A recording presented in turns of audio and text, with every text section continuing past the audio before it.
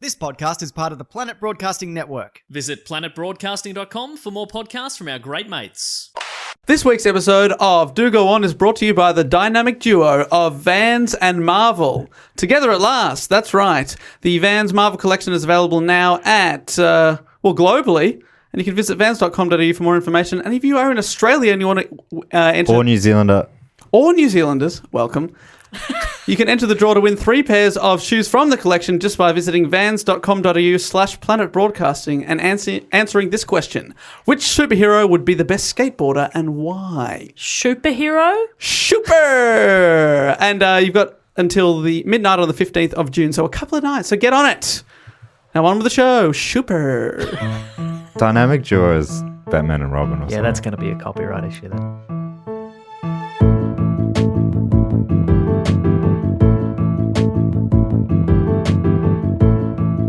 Hello and welcome to another episode of The People's Podcast. Fuck! Yes! Do go on.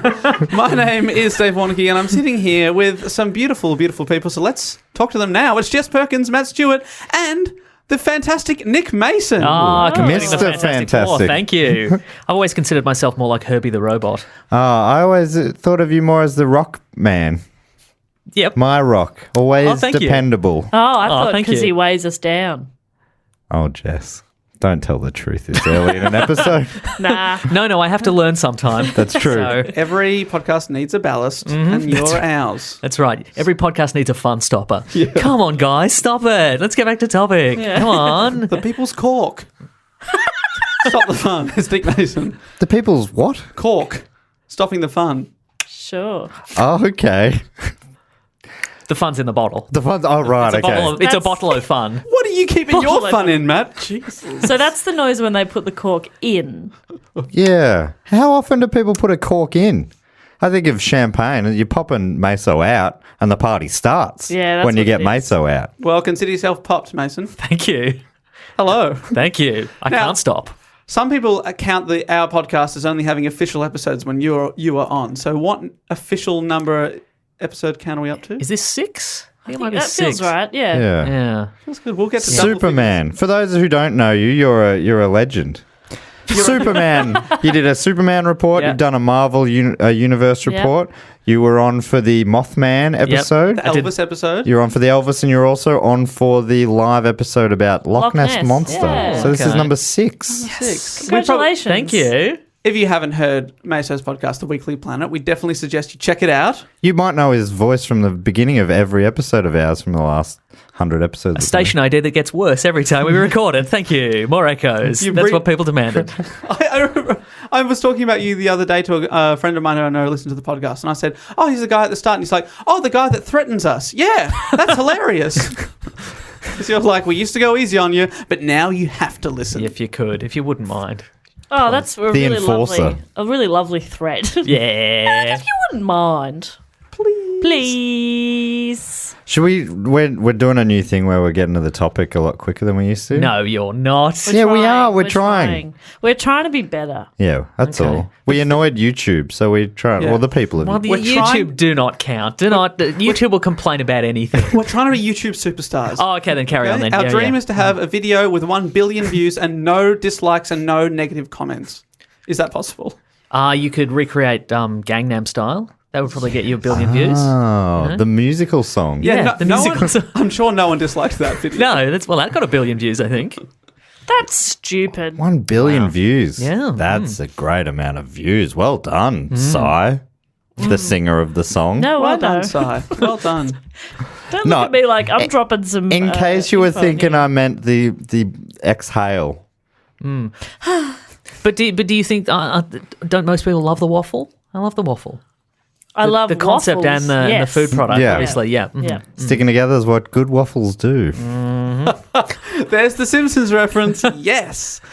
Like to get them out of the way early as well. Now Well- let's fucking get into it. We're actually, so there's actually going to be 4 mini reports today, each of them about a different Marvel character.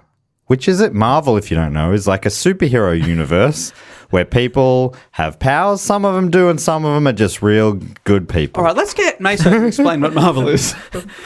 Look, you there are did a whole some report on it. people, and some of them have superpowers, and some of them are just real good people. Oh, I like the good people. Yes. Now let's get Jess to explain what Marvel is. You see, the thing is, Marvel is where a bunch of people exist. Yes. Some of them are just all-around good people. Yes, Yes. okay. A few of them, some sneaky superpowers. Oh, hello. Yeah. Something that some people might not realize is some of the people there are also bad. And they're the ones who tend to really get up the grills. Oh, yes. And in the grills of the gooder people that we were talking about just before. Huh. So you got two sides of the one coin there. And a real- that coin is Marvel. Wow. It's a real Wow. hero and villain situation, isn't it? Yeah, that's a really but I good mean, it analogy. feels like it up another level. Yes. Yeah. Yeah, because some of them fly in the sky. Correct.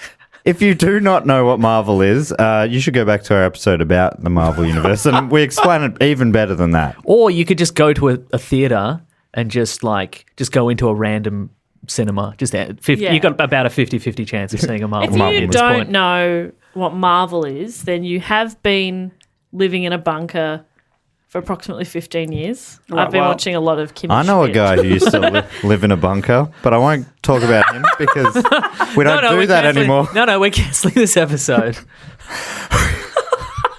Oh, okay. I know. I get it. I'm a little bit behind, but I get it. I thought we agreed before this. They're talking about me. Dave grew up in a bunker when he was younger. No big That's deal. right, a sand bunker. Sand bunker. Golf camp went really wrong. A thing that I really did in grade 6. Golf camp. Oh, yeah. You didn't think that I could swing a wood, but I can. Okay. How long is golf camp? I'm also good at golf. Oh, How long is golf camp? Yeah. I think it's 5 days. probably good for you because it's a tiny club and your little hands can get around That's it. right. I even had a mini set. Fuck off. I so had a little left-handed club when my dad used to take me to the driving range and give me my own bucket of balls and away I'd go. That's a beautiful memory. also a lefty. Whenever I would go to like the driving range, your only options are like a golf club that's like 6 feet tall, Yeah. or that's like 2 feet tall. Yeah. Like there's no No middle between. ground. I'll Yeah. take the 2-foot tall, please. I'm not sure that I knew that you were a lefty. Well, there it is. God, yes, I And knew I liked to bring you. it all and make Matt feel like the outcast here, when I play golf, I am left-handed, so the set was left-handed. So, Matt, how does it feel to finally...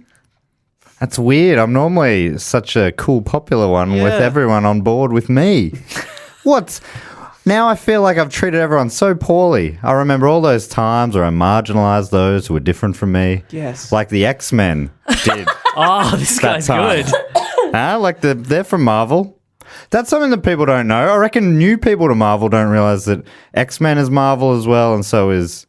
I didn't know The that. Fantastic Four is Fantastic Marvel. Four. So Deadpool, Marvel. So there's different cinematic universes, but the Marvel Cinematic Universe, we're talking about the broader Marvel Universe, the comic book universe. Yeah. Anyway, let's get into the fucking show. Now, Maso, the three of us don't know what topic we're doing. That's true.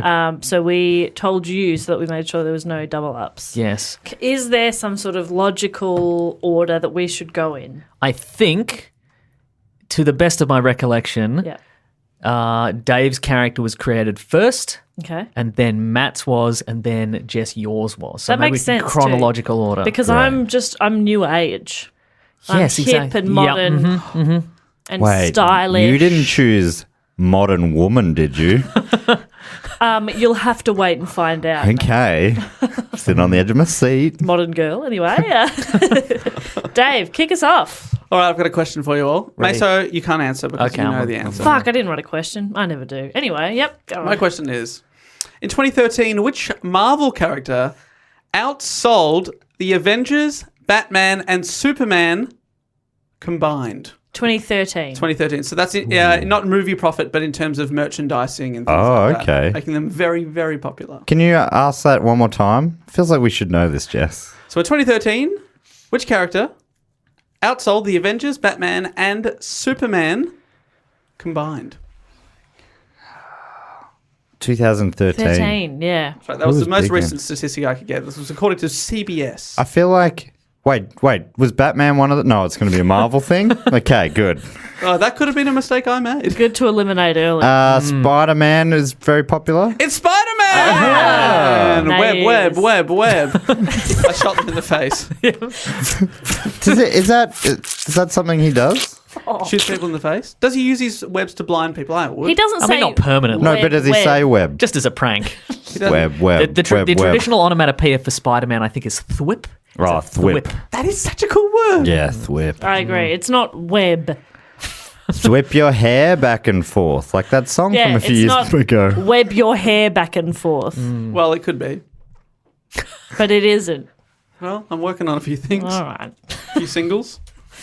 All right, Right, tell I've- us about I've Spider-Man. chosen Spider-Man. So it was all mini reports. So I've decided to, because Spider-Man is obviously a massive topic, massive character, and we all know a lot about him, or he's a lot actually of people. he's a small man.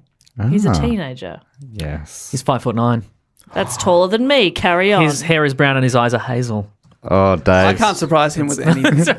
Those might be wrong. I don't know. Nah, it's No, right. it says here Hazel. Oh, what? No, it doesn't. Okay. But, I've decided fucking got to us, focus Dave. on the early days of the man with spider abilities. Ooh. Whip. And Thwip. and on Thwip. his Every time you turn the page, you could go thwip, just so we know how to read along. That would be good. You'll know. That would be good. And focus on his creators. In- Don't say who they are. Okay. Do you know who they are? The two people? Don't say them. Okay, But do I you won't know say. Maso? Yeah. I'm guessing Stanley and You got one. Yeah. Jeff Kirby. Okay. Jack Kerouac. Wow. Slumming it in the world of comic books. John Interesting. Cusack. John Cusack. Yes. J.K. Rowling. J.K. Cusack. Oh. What's his name? Is it that guy? Jack Kirby. Jack Kirby. It is not It is Jack not. Kirby. No. Which is what I thought it would be. Don't keep guessing because you won't know, Matt. Oh. Challenge. Bronson Leopold the 15th. Well, a family line. somehow stumbled upon the correct answer. And I look very embarrassed. You Right. two look embarrassed. All the time. Get this face off, I was going to say. Anyway, Nicolas Cage movie. John Travolta. Classic. it is good. It is a great film. It really is. This is silly already. Thwip. Okay, Spider-Man thwipped into the world in 1962 in Amazing Fantasy Volume 15. A monthly issue originally titled Amazing Adventures for the first 6 issues, and then the next 8 were called Amazing Adult Fantasy, which to me sounds like something completely different. What's your Thwip amazing indeed. adult fantasy, Dave? A thwip. Thwip, thwip. Thwip it out. Yeah. Thwip it good. The great Stan Lee, who we've talked about on Maso's History of Marvel episodes, had an idea for a new superhero, initially called Spider-Man, Ah. Oh, so Initially. he's kept that. Okay, just good. first drafted it. with no hyphen. There's a hyphen? Yeah, there's a hyphen. Fun fact. Hyphen. fact. Is that hyphen Spider- canon? Thwip man. Spy hyphen demand. That'd be much better. Artistic license. You can put it wherever you want. Yeah. Sometimes it's Spider Mat. No, so originally it had no hyphen. I mean, I'm putting the hyphen right at the end. Spider-Man. Nice. Yeah. that's when you couldn't get the handle. You have to put a hyphen at the Yeah. end. Yeah. At Spider-Man hyphen. So we wanted a character called Spider-Man and had initially asked legendary artist Jack Kirby, Matt's friend, aka On the Road. J.K. Great novel. Houston. Yeah, it's seminal. Thwip. So he asked Jack Kirby to pencil the accompanying art, but Lee found Kirby's work too straightforwardly heroic for this character. Oh. So he recruited Steve Ditko. Oh, Ditko. Instead. Okay. Steve Ditko, a man who had started his career by drawing horror titles. Ooh. So it's a bit Just the edgier, titles. bit edgier. Yeah. So he just did a lot of that Goosebumps writing with like dripping blood. He invented that. Wow. Dun, dun, dun, dun, dun. He'd only draw to that. He'd only draw to that theme music. Dun, dun, dun, dun. On paint, that's called Ditko. Oh, that's not true, is it? I can't. Confirm nor deny. Yep. Great. I can't. Oh, God. I can't. In his autobiography, have you read that, Maso? Steve Ditko's No, autobiography. Lee. I was about to say, sorry, Stan I Lee. don't think so, no. I imagine he's got a few different books going Yeah, out there. yeah. He You collects call the yourself cash a in. nerd. Do you call yourself a nerd? No. How dare any of you? Yeah, kind of. Does it says that on your business card, doesn't it? My business cards say the talent, and talent is in quote marks. Oh, I love that. You a lot. actually have one. Yeah, they're in the car. I'll show you later. you are a nerd. I'd love to see I this want talent. that. I need that. Give it to me. So in his autobiography, Stan Lee cites the non-superhuman 1930s. No, Jess. Sorry, I was stammering on that for quite a while. I think you how long had passed? Well, we've missed Jess's, and now it's onto your topic. Ah! I just want to talk about Stan Lee's autobiography. He says the non-superhuman 1930s and 40s pulp magazine crime fighter, The Spider, was a great influence. If only he could make the Spider some sort of man. What was the Spider previously? A spider? Let me tell you, the Spider character that inspired Lee was millionaire playboy Richard Wentworth. Do you know much about him, Maso? Dick Wentworth. Look, if I could summarize every pulp hero like in one brief paragraph, it's just a guy with a mask and two guns. He's got a trench coat and a hat and probably a little face covering, and he's got two guns, and he just shoots people in the mob. That's all of them. Well, you're pretty spot on, because my next two words were masked vigilante. The stories often involved a bizarre menace to the country and a criminal conspiracy, and were often extremely violent, with death tolls routinely running into the thousands. Isn't that outrageous? Thousands of people are dying in this comic. It's crazy. He's kicking them all to death. Well, the stories often end with Wentworth killing the villains and stamping their corpses with his spider mark. Oh, like he's branding them. Yeah, he branded the dead body. That's weird. After that, Where are these thousands of people coming from? no, it's amazing. They're all bad, I'm guessing. He just No, keeps no, blowing up peak hour I trains. think seriously, I think the villain is killing thousands and thousands of people before the spider catches up with them. Well, hurry up, Spider. No, he's not doing a great job. Imagine if that was reality, how much smaller our current world population would be. Think about that. Really make you Therefore- think. It does make you think, Yeah. doesn't it? But Stan Lee was like, what about a hero that actually saves some people from time to time? Yeah. Wait, so the spider was a bad guy. No, No, he was No, a good. he stopped the person killing thousands of people. Why did he stamp their faces? To be like, don't do that again, even though they're dead. It worked every time. They didn't do it again. No repeat offenders. He saw a correlation between him stamping them and the crime. Right. He was really more about education. Okay. Yeah. Rehabilitation. Yes. Yeah. Mess with me and you'll get killed. Also, I'll mark your corpse. And Out of 10. you won't do it again. Capiche? All right. So Stan, Corpse, rigidity, 7. getting harder for the minute. Putrefaction. Ooh, that's a 3, but could improve. Ability to keep eyes open. Terrible. Out of 10. Okay. Terrible out of 10. Yeah, that's not bad. Dave's ability to mark out a 10 out of 10. Terrible. Terrible. So Stanley wanted a Spider-Man, and he got Steve Ditko to draw the character. Lee and Ditko had worked together for years, and their method was basically Lee would throw a story idea to Ditko, a little more than an outline, and the artist would develop a sketch version, rough out some dialogue, and even conceive an overarching plot. That's I remember that's The what Marvel Maso method, said. yes. Yeah. So Just it'd get be the artist to do all the work. Stanley going, I just think that maybe there's like a guy. And I mean, fill in the blanks from there. Oh, this is great. This is a great co-creation of Maybe you ours. could be in a fight sequence. Just crunch out the details. It'll be fine. Don't worry. I've given you the main bones of that. You just fill in a bit of the meat. Like all of the meat. Ditko added key ingredients, or key meat, inventing the spider sense of danger, the Spidey sense, as well as designing iconic baddies like the Green Goblin and Sandman. Oh, who was in? Thomas Hayden Church of Sideways fame. Yes. Spider-Man 3. Yes. Yeah. Sandman. Bring me the news. Da, ba, ba, ba. Am I singing the song right? I don't think I am. Steve Ditko also wrote that song. Yep. Please bring me your magic beans. Mr. Sandman, give me a scene. Man, that was beautiful. Thank That you. was incredible. Yeah. Thank you. That is a song though, isn't it? Some of that? Some of that is a song. Yes. Yes. Yeah, Yeah. it's like- And is it Sandman related? Yeah. Okay, Yeah. great. Isn't that barbershop quartet type thing? Mr. Sandman. Can we go on? According to superherostuff.com. Yes, There new we fave go. website. That's my Were you on there as well? Loved it. my new home screen. Ooh, do you have a widget on your phone? Yeah, I got a widget. Yeah, great. I know tech shit. Well, this is from Jess's favourite website. The first Spider-Man story was originally intended as no more than a one-shot experiment, a one-thwip experiment, if you will, and almost didn't get into print at all. This is a quote here from Lee. Martin Goodman, who founded Marvel, we talked about on Maso's episode, didn't want to publish it, recalls Stan Lee. Goodman was convinced that readers would find the subject of spiders distasteful. Ew. It makes me feel all Yucky. yucky. Oh. It's not dinner table sort of discussion topics. Little spiders. No.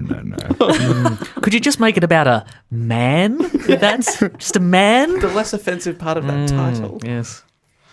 Lee later stated that the fact that it had already been decided that Amazing Fantasy would be cancelled after issue 15 was the only reason Goodman allowed him to use Spider-Man. So he knew that was the last edition of this thing ever. So who gives a shit? Right. You can have your Spider-Man. This is what happens in the first ever Spider-Man story, again taken from superherostuff.com. Have you read the original one, Maso? Well, not the original one. Oh, okay. Well, call yourself a fan. But I've read this, yes. Call yourself a nerd. That's what Do you call yourself a fan? You a Spider-Man fan? I'm a Spider-Man fan, yeah. Spider-Man fan. I hate myself. I'm so sorry. I'm so tired. Was that the theme song of Fireman Sam? No. Okay, good. Would have been Oh, great. I don't Would have know, been great. actually. Hey, Dave, can I ask why you chose the Spider-Man? Now, I chose the Spider-Man because so Marvel sent us a pair of shoes each, which is very, very nice. And I chose the one with the different faces of characters on there. There's the Hulk, there's Iron Man, Thor, etc. And I wanted to choose one of those characters. So if anyone ever stopped me in the street and was like, tell me about your shoes, I'd be like, well, here's some Spider-Man facts. Thwip to the face.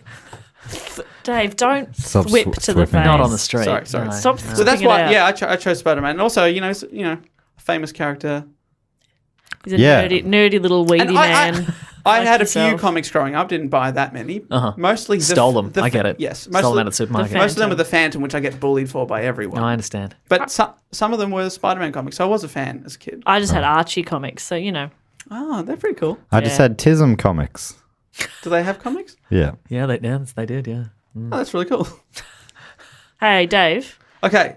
The Do first go on. Spider-Man story, I'm trying to tell you about it. I know. That's why I'm trying In to the tell ori- you to tell me about it. In the original story from August 1962, Peter Parker is a bookish, bespectacled high school student, isolated and unpopular. And all Probably because he has glasses. I'm a nerd. Dave, do you find that relatable? Well, I didn't wear glasses. But Apart everything from that- else is also unrelated to me. I just played golf at a golf camp, okay? I was Jess, remember he was in a ska band. I think he was cool, okay? Scoobity bop bop bop. I wasn't in a The scat. scat Not a scat man. That would have been cool. Oh, what let if me you were si- scat boy? Let me silence the bullies with a bit of scat. Do a thwip. They never saw it coming. They never saw it coming. It's all the same to me. I don't relate to this next bit. He's an orphan and lives with his elderly relatives, Aunt May and Uncle Ben. While attending a science exhibit, Peter is bitten by a spider that has accidentally received a dose of radioactivity. Whoa. Can you imagine such a thing? As a result... Sorry, I just didn't know this bit. Whoa. I'm easily impressed.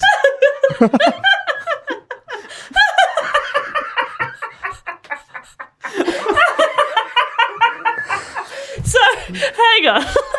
Recap. The character is Spider-Man, and in his story, a spider exists. Yes. Whoa. I know what you're thinking. This is pretty distasteful. Put it away, mate. It's disgusting. But as a result of this spider, Peter acquires the agility and proportionate strength of an arachnid. Sciencey word for spider. Okay. Just trying to break it down. Why did they call him Arachnid Boy? Good. So much question. more tasteful. That must be a thing that comes up a bit, that he's Arachnid lad. called man even though he's a boy. Arachnolad. Did he choose the name? I mean, I just. No, he doesn't. I don't think he does. I think Dave might get to that. I think the name is chosen for him, if I recall. In the Are you gonna movies get it to is that? anyway. I'm not going to get to Oh, okay. That's interesting. Yeah, because I guess Well, they continue didn't and know I'll who find he an was. appropriate place to jam it you'll in. jam it in. Okay, I'll so jam it in. he sews his own superhero uniform. I didn't know that. And uses his scientific knowledge to build mechanical devices that eject sticky webbing. But he is less interested in fighting crime than in making a buck. Disguised as Spider-Man, he becomes a professional wrestler. The ring announcer calls him Spider-Man. He starts out as a wrestler? and demonstrates his abilities on television. He blithely ignores the chance to stop a fleeing thief, but his indifference ironically catches up with him when the same criminal later robs and kills Uncle Ben. Oh, right. And then there's the famous Uncle Ben line about just believe in yourself, boy. I love you. I'll get to that That's line. it. Here we go. He's always saying that, yeah. Believe in yourself, Boy, boy. I love you. He's always telling it to younger superheroes. Your new nickname is Uncle Ben. Thank you. Believe in yourself, boy. I love you. Oh, it's so cute. Final words. Whenever he's kicking a bad guy into the paddy wagon, that's what he leaves him with as well. Love you. Love you. That's nice. Eventually, Spider-Man subdues the murderer. But for a tearful Peter Parker, there is no peace. He wanders remorsefully off into the night to the accompaniment of Lee's now famous caption, I'm proud of you, boy. Love you. "With great power, there must also come great responsibility." That's the subtext if you read between the lines. Yep. I don't know that it is. Love you. So that's the first issue. The introduction of Spider-Man was an unexpected hit, and a few months later they got the sales figures, and it turned out that issue was one of their best sellers ever. Whoa. So they were very, very surprised by this. So, of course, the unexpected success of Spider-Man... Who would have known that the American people wanted such smut? I know, such a distasteful... Craved it. Ugh. So, of course, now he's popular. Marvel are like, well, he's got to have his own I know we nearly said no to this, but now he's going to have his own comic book. Whoa. But because it was so unexpected, it took time to develop the art. The Amazing Spider-Man #1 debuted the next year in March 1963. Eventually, it would become Marvel's top-selling series. It was a hit with the kids of the 60s. In fact, a 1965 Esquire poll of college campuses found that college students ranked Spider-Man and fellow Marvel hero the Hulk alongside Bob Dylan and Che Guevara as their favourite revolutionary icons. Wow. That is wow. They're dumb. Revolutionary icons. We spoke about Che a couple Hulk of weeks smash. What a revolutionary. He's changing everything. Wow. So it was a hit. The co-creator Steve Ditko departed in 1966 after issue number 38 and has become a legendary comic recluse. 1966, the year the Saints won the premiership in the VFL. He decided And- to retire on top. The year decimal currency came into Australia. And the year England won the World Cup soccer football. And the year Steve Ditko left Marvel. Yeah, the it top all four ties Full in. circle. That's right. How did you bring it back? I don't know. It's like an episode of Seinfeld in here. It all just came together. All the you know? threads. Wraps up at the end. I Yeah. like that. So Steve Ditko has become a recluse. He hasn't given an official interview since 1968. And at the time of recording, is still alive, aged 90, and working in his own New York studio. Still working. Yeah, still working. His superannuation plan needed a bit of bloody attention then, didn't it? Yeah. Well, Superannuation. You're not funny prepared. that you say that because he allegedly wanted more money from Marvel boss Martin Goodman as merchandising income had become very lucrative over the first few years of Spider-Man, which to me is very understandable. But apparently he wasn't getting, a big cut. He also had a falling out with Stan Lee. Neither man has ever made it clear exactly how their relationship broke down, but it was common knowledge that over their last few months of working together, they didn't even speak to each other. They were only exchanging art and dialogue pages through intermediaries. So, Kevin, can you tell Stan that he has left a pasta in the fridge and I am not happy with it? Well, Kevin, you can tell Steve that was his pasta and that he should have to deal with it. Whose pasta is this? Hang on. Mystery pasta. So this was all about a comic pasta. book universes are so confusing. It's very, very... Can never follow the pasta Kevin, threads. can you tell Steve that I just want... Can he just create another character? You can be give him some powers. I think he's and some put him sort in of a fight man. scene. Yeah, some sort of man would do. Maybe mix him with another thing. Well, you tell Stan that I'm going to do that, but I'm not going to be happy about it. Like a log? What about a log? A log man. Guess that's I Am Groot. This went on. That went on for months. I Am Groot's not his name. I was going to say, do you think his name is I Am Groot? No, I was saying Groot in its His language. yes. Which is I Am Groot. ah. I understand stuff. Yeah, you get shit. Did you know that in Guardians of the Galaxy, that movie we've all seen, Yep. Vin Diesel, who was the voice of I Am Groot, or just Groot, he got his own version of the script where all the I Am Groots were translated, so he would know what he was saying. In the Oh, so he could sort of do the right sort of tone. yeah, Because he's a for tone famously very committed, like, Shakespearean actor. yeah, absolutely, that's right. But He wants to know his motivation at all times. Is his voice even recognizable? Not really. It's, No. everything about that feels unnecessary. And when he's his baby Groot, they've cranked it That's all the way still up. him? So yeah, that's still him. Yeah. it could easily and why not be. cast Bradley Cooper in a role where you're not going to see that beautiful fucking face? And he's not. You can't hear his voice. No, really you don't know either. that's him. It's just to put the name at the top, I guess. Which, anyway, put his He's fucking more than face. just a beautiful body. No, and he's face. not. All right then. He's not at all. He's a beautiful pair of big blues, and that's it. Oh, stop He talking is about me. nothing underneath. Get rid of the rest of his head. Just get those eyes out. Those Put them on the big eyes. silver screen. Beautiful boy. Just 2 eyes floating. in Two space. eyes. 3 hours. It's an epic. I'd watch that. Nah, I would not have a nap.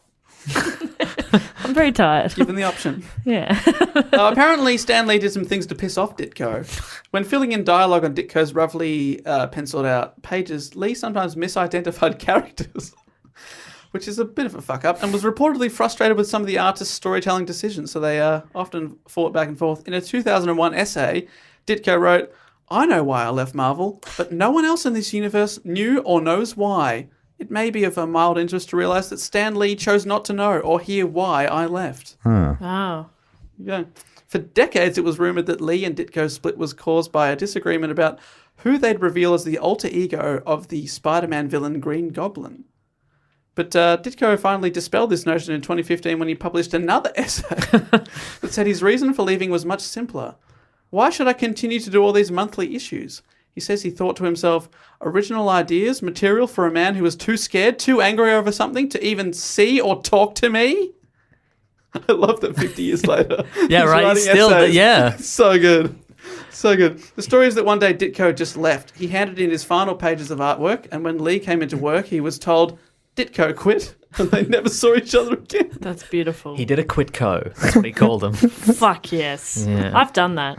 Done a Ditko Quitco. Just left a job. Oh, that is so good. Does it feel great? So Perkins good. quit. Yeah, I just got my stuff and left. Picked up your potted plant. Yeah. Got out of there. And how many essays have you Fucked written off. about quitting? Well, it was probably 40-ish years ago, so 100 at least. It's funny, like so many people have big things happen in their life early on. Like this guy would have been in his 30s. Can't or argue with whatever that. time. And I'm starting big, and I'm going to start narrowing in from there. Oh, okay, sorry. And they'll obsess with it for the rest of their lives. Yep. But this is one of the rare occurrences where people actually give a shit. Like he writes an essay. right. There'll be old people everywhere still fuming about some dumb thing that happened in a work situation decades ago. But this one, people are like, what's he going to say this time? Yeah.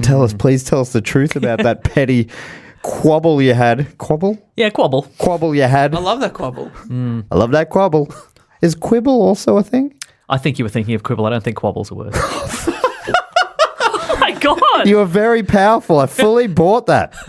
Quabble. Wow. I think Squabble? You think of Quabble's a thing. quarrel? Quarrel. Quarrel and squabble, I think. Squabble. Squabble. Quibble. Quabble's not a word.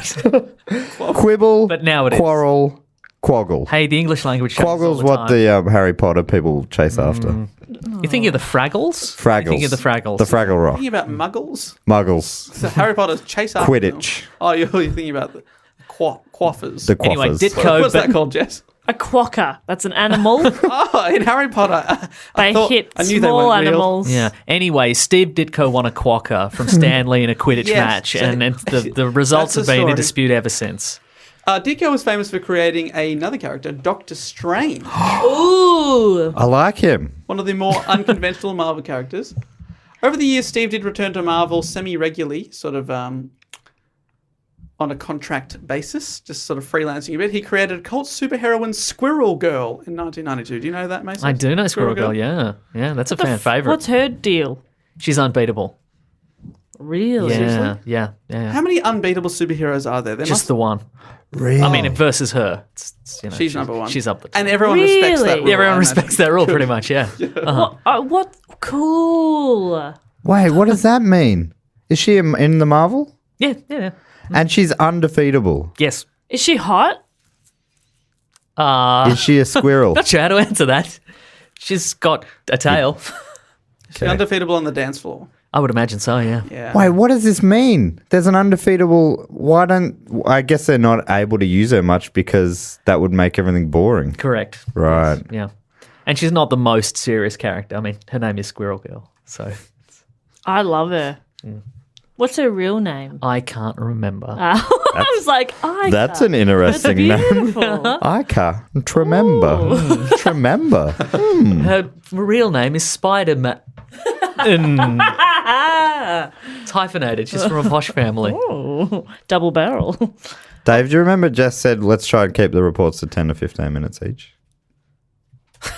He's editing on the fly. That is physically impossible for me. Yeah. Your report is a lot better than mine, all right? That's all I was trying to say. Oh, okay. Sorry. Didn't mean to show you off. I'm nearly done. I just wanted to talk about of his freelance stuff. My favourite Steve Ditko novel, when I went back into his back catalogue, is Chuck Norris and the Karate Commandos, published by Marvel in 1987. Very good. good So in a list. way, Chuck Norris is a Marvel superhero. He's in the universe. Is that right? Sure. Does that count? Just say yes. Okay, yes, but really no. Oh. So that wasn't it wasn't a Marvel. It would have been a Marvel, but it would have been licensed. It would have been a separate universe. It would have been in the Chuck Norris verse. So that Marvel made comics aren't always in the Marvel universe. That is correct, yes. I didn't know that. Yeah. Mm-hmm. That's disappointing for Chuck. Would have been Sorry, cool to have Chuck? Chuck in there. It would be cool. I mean, maybe though. Sometimes they go in and out. Like Spider-Man's been in the Transformers and G.I. Joe universe as well at some point. So like, Really? it's a bit of a mixed bag. So yeah. there is room for Chuck Norris in the Avengers. There is room, yeah. That'd be fucking sick. I'm going to wrap up my Ditko report by saying, you imagine a man that has co-created, like I said, the most lucrative comic book character in 2013. He'd be a rich man. Though in 2012, he said he had not received any money from the 4 Spider-Man films. What? Is his name on at the top at least? But he's also said he refused a check for the first one, claiming that he wanted all merchandising money owed or none of it. Yeah, right. Well, that makes no sense at all. Bad business decision, Yeah, Steve. that's often the way. I think I don't know if it's going to come up in you guys' report, but I think it's quite common that there's a lot of this character has made $200 billion in sales, and the artist received none of that. Gosh. So yeah, things are looking up in the industry, but there's a lot of that. I did read a Vulture article where journalist Abraham Reisman tried to meet Ditko at his office. Oh, Riceman.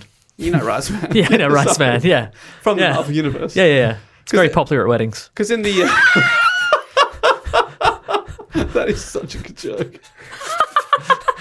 It is. We worked on that together before the show. very good. Good Yeah, stuff. yeah. At Nice. the alley. And I said I would say that. Yep. So, because he said... The time was running out in the report. I'm like, you better say it. You better mention Riceman. So basically, when Doctor Strange the movie came out, a bunch of people researched. They wanted to meet the creator of it, so they tried to track him down. There's a few articles about trying to meet the recluse. So he went to meet Ditko at his office, and whilst he was waiting there, he ran into one of the neighbours who gave him some goss. Ooh. Hello. Love goss from neighbours. She said one time about 10 years ago, I accidentally got a piece of his mail. Her eyebrows rising scandalously. I opened it. Rising. It's almost something. That move is very popular at weddings. Nice. She said, Rice used to be thrown at weddings. Is it not anymore? Because is it poisonous to birds? Or Yeah, birds blow up. something? Okay. Or they don't feel good about it. Confetti, I mean, I think all of that is pretty much frowned upon these days. In these bloody PC times. That's right. Bubbles? Bubbles, yeah. You can have bubbles. You That's release, fun. instead of killing birds with rice, you release thousands of doves. Oh, nice. That's good. Yeah, that you'd kidnapped previously. Yeah. and then Wow. bigger birds choke on them. Yeah. And the cycle continues. Yeah. Yeah, it's beautiful. So she opened the Ditko mail. She said, I opened it and then realised it wasn't mine because the check had too many zeros. She said it was from a movie studio and that when she gave it back I reckon to him. if she just looked at the name, that would have been the way to find out if it was for her or not. She said she gave it back to him. He just took it and said nothing. He's a bit of a cranky old man. A lot of people say that he doesn't say much. The journalist eventually got an answer when he knocked on Ditko's door. He knocked a few times. And when he asked, "Are you Mr. Ditko?" he furrowed his brow, shook his head, and slammed the door in the guy's face. Well, So don't what just a turn up guy. at someone's I know. house. I'd say, right? are you Ditko? That's You did fucked. Oh, it's so weird that he wasn't like, come on in. you if Ditko? somebody turns up at my house and goes, "Oh, are you Jess Perkins?" I'm going to be like, "Oh, I'm closing the door and calling the police." What if it is the police? Just in case any of you are planning on arriving at my I guess house. you'd call the double police. Yeah. I'd call the police on the police. Wow. Police. The toe cutters, they call them. The police. The toe cutters. Yeah. I hate that. It's just I a thing. don't get it. Well, it's not a joke. It's just what they call No, it. I just don't get it. And I don't like it. All right. I have some fun facts. Should I go now or should we save them Oh, for no, later? we'll forget. We'll forget your topic, I think. Bye. Yeah, just go with them. Go for it. Okay. Let's get fun. Fun facts. You tell me if they're fun, Jess. You're the official judge. I am Peter the judge. Parker. Pack the picks of purse of pickers. Are you okay? Pack the piece of bacon. I'm not okay. All right. Peter Peter Parker Parker. proposes to his girlfriend Mary Jane Watson in issue 182 in July 1978. She turned him down in the following issue. Brutal. He didn't propose again for 9 years. But they were still together that whole Yeah. time. Well, Yeah, I well, imagine there was ups and downs, Maso. You No, can for remember. sure, yeah. It's probably fair enough, She right? probably got kidnapped by the No, Grand no Goblin means heaps no. of times. So why would you go? I think it balls in her court, really. and from also, there. 9 years in comic book time is like 3 weeks. So, Yeah. And also, yeah, exactly. Matt's right. If you've said no, you don't then keep asking. That's creepy. It's up to you guys as a couple to then Wait, 9 have, years. No, Dave. Have a mature discussion, Have a Dave. mature discussion years and say, later. look, Are you capable of it? I doubt it. this wasn't Maybe in 9 something, years. This isn't something that I'm ready for now, but I'd like to keep the dialogue open. Yeah. Let's keep chatting. Let's check in. And so again, I want to make sure we're on the same page. Well, they Yeah. checked in 9 years later and she said yes. Yay! With the wedding taking place in the Amazing Spider-Man annual number 21. And then Heath whipped it out. Nice. Oh, so they did He it like a. whipped it in. The intervening 9 years was just those conversations. It was just a lot Come of... on. Don't you think it cheapens it when they do a magazine deal like that? Celebrity couples? So they. sell the photos. Yeah, gross. Yeah, you're like, what? Did you need the money? Yeah. Who's this for? Yeah. Is it for you or is it? For Is the this just a fans. show? For the fans? For the Oh, money. it's for the For fans. the money. Oh. Anyway, this wedding was promoted with a real-life mock wedding using models, including Tara Shannon as Watson. This article said, like, I don't know who that is. I didn't know who that was. On June the 5th, 1987, an event at Shea Stadium taking place at home plate in front of more than 45,000 fans just What? before the New York Mets played the Pittsburgh Oh, Pirates. okay. They were there for the baseball. Yeah. Yeah. 45,000 people did not turn up for a fake wedding. Shea Stadium, that's where the Beatles played, isn't it? That huge show? I think it is, yeah. The ceremony was attended by other models portraying the Incredible Hulk, Captain America, Iceman, Firestar, the Green Goblin, and Doctor Doom. The I'm sorry, enemies what? went to the wedding. Yeah, but it's like, when they stopped the war on Christmas Day and they all played soccer. Yeah. It's Much like like that. It's Much like that. Yes. The And bad guys attend the good guys' weddings. the wedding was officiated by Stan Lee. It was not. Yeah, he was the celebrant. Wow. Is that a fun fact? Yes. Yes. Well done. All right, one more. No.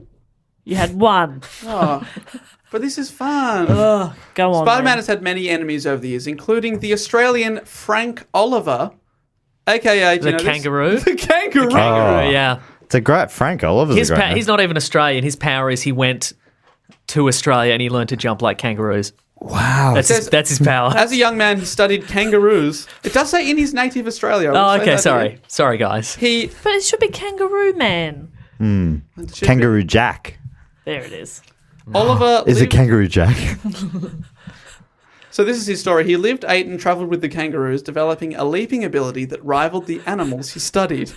Seeing an opportunity to make money, Oliver decided to parlay his newfound leaping abilities into a boxing career. His Well, he superior- just jumps over them yeah. His Yes. until they get tired and give up. His superior speed and agility allowed him to best opponents time and time again. During one match, Oliver jump kicked. That's not legal. One opponent. These supervillains, they're always doing things that aren't legal. He hit one opponent in the face, severely injuring them. Facing criminal charges, Oliver fled to the United States. Once he arrived, he was discovered without a passport and held for deportation. Rather than be deported, he broke free from detention and embraced a life of crime, calling himself the Kangaroo. What a backstory. That's interesting though, because Spider-Man started as a wrestler, Kangaroo started as a boxer. That's true. Jeez, they do have a lot of fresh ideas, don't they?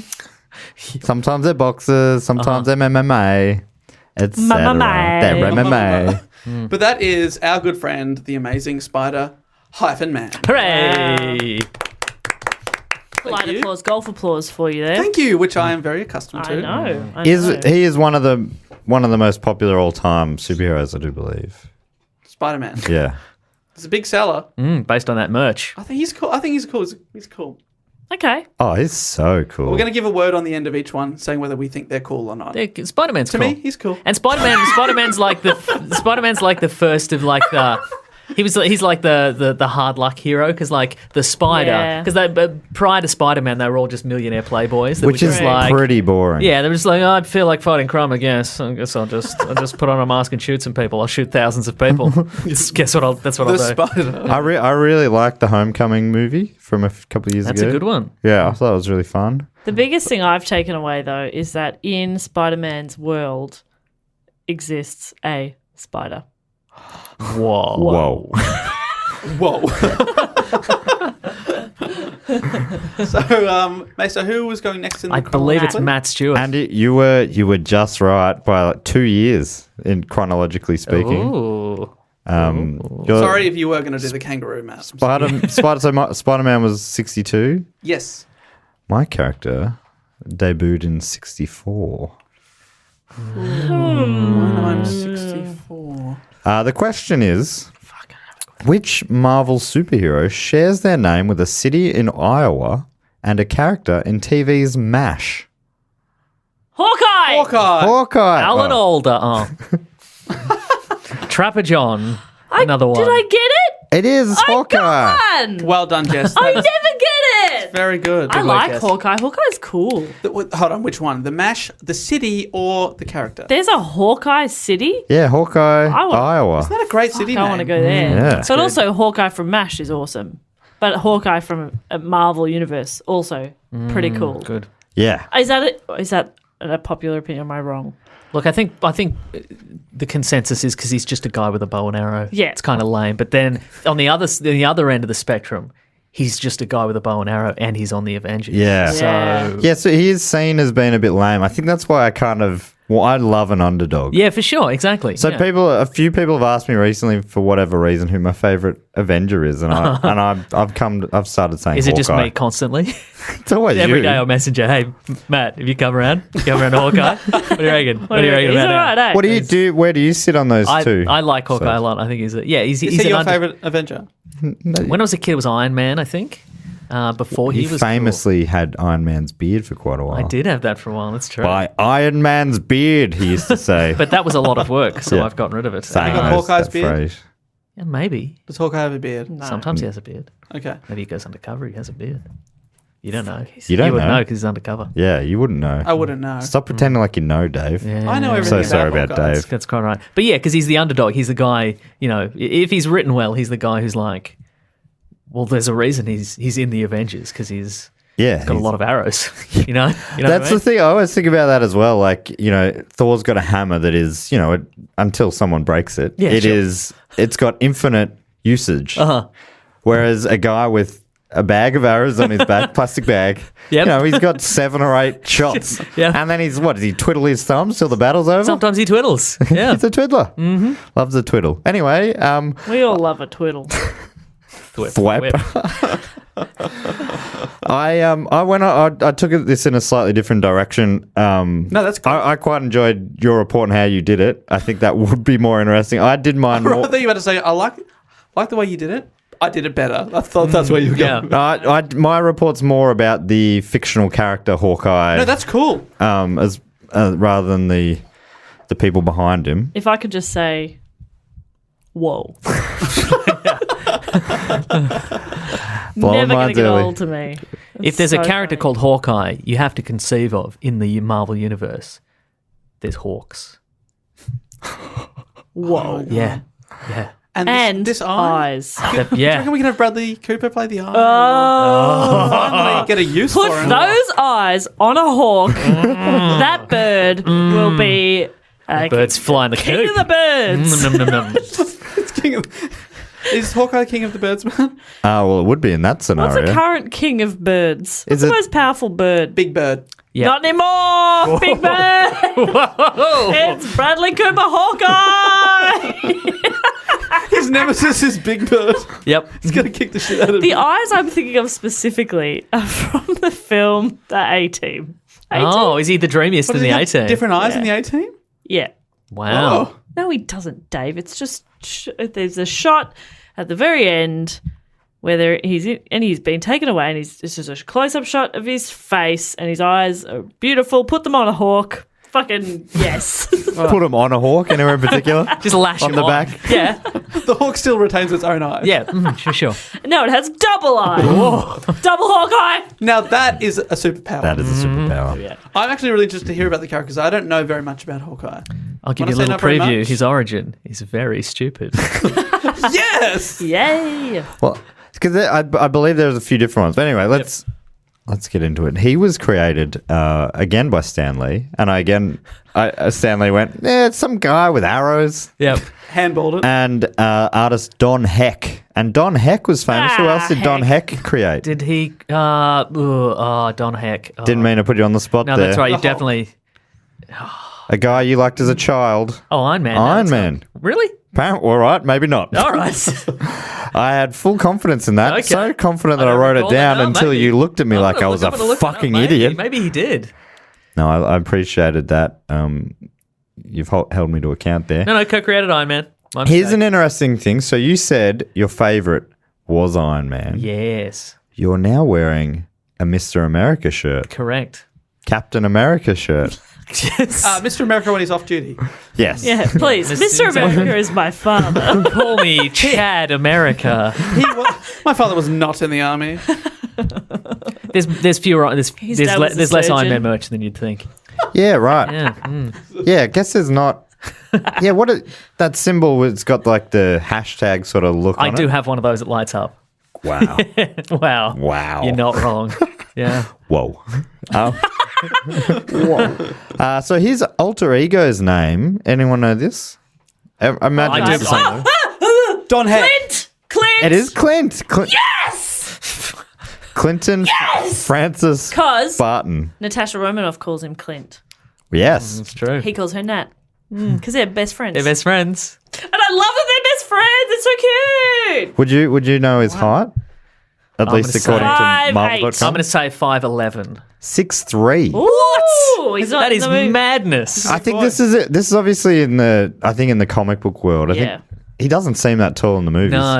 And he's about 230 pounds, which is about 105 That is kilograms. He's a beast. He's a broadside He's of a- a You know barn. the thing that I enjoyed the most Yes. is when they all go hide at Hawkeye's house. Yeah, and, they Yeah. And meet you his find wife. out he has a family, right? Yeah, right. And everyone's like, you have a family? But Nat is like, hey guys, because she knows them all. Yeah. Because they're best friends. They're best friends. That's right. Oh my god, it's so Yeah, cute. they're just they're saving the world, but they're driving a little car, and they're like, "What are It's like you besties. doing? What are you doing after this? Oh, I We're love probably it. going to fix the kitchen. I don't know. I love it so much. It's good. It's great. It's just like one day I hope to find out if you guys have a family.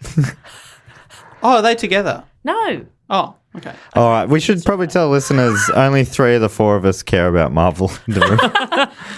Sadly, Jess doesn't. I'd say if we were on a spectrum, it would be We're on a spectrum, definitely. Maso's deep Marvel, then Jess, then me, then Warnocky is well, you're not even on the spectrum, are you, mate? Thought I bluffed my way through the Spider-Man report quite well. I'm amazed I'm qualified in something. Big time. You did call him Spoderman for most of that. I don't know if you. I picked up on it. I picked up on it, but not everybody one else would notice Nobody that. else would have Is that noticed. incorrect? No. I mean, it can go either way. You know, it depends. He was bitten by a Temptation radioactive character. spoder. Clint. What was the rest of his name? I got excited.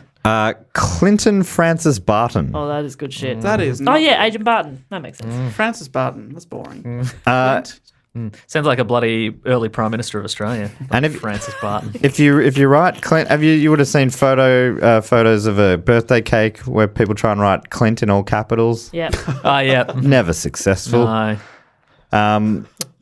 So he doesn't have any superpowers, as we've already discussed, but he's very good with a bow and arrow. Very good. Some say the best archer in the world. Robin Hood, please.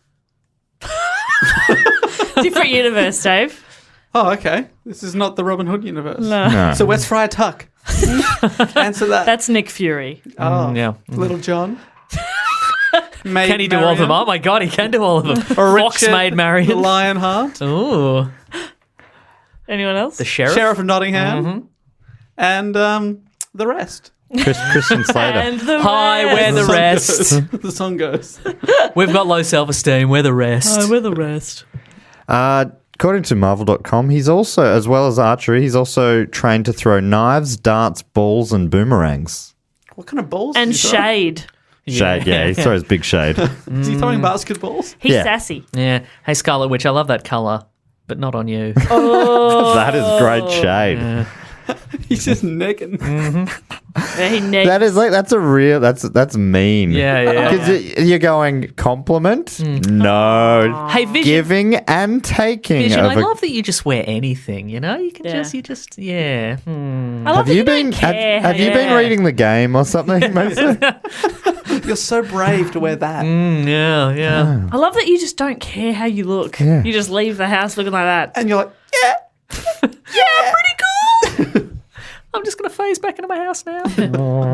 Walks through all. You're a real Clint Maso. Oh, come on, mate. You say that about every single colour of the rainbow. Wait, no, not Yeah. you. You Go, were go. being Hawkeye. Yeah, Sorry. okay. Sorry, Maso. It's okay. Your portrayal was so realistic. Oh no, he's actually sipping my water. He threatened off Mike to do Yeah, that. I You did it. deserved that. You called him a Clint. I did, you did. That was a victory sip, which I Yep. enjoyed. I love a victory sip. I haven't seen one in quite a while. haven't been this close to a victory in a while, I guess. In modern comics, he looks quite a lot like Jeremy Renner now.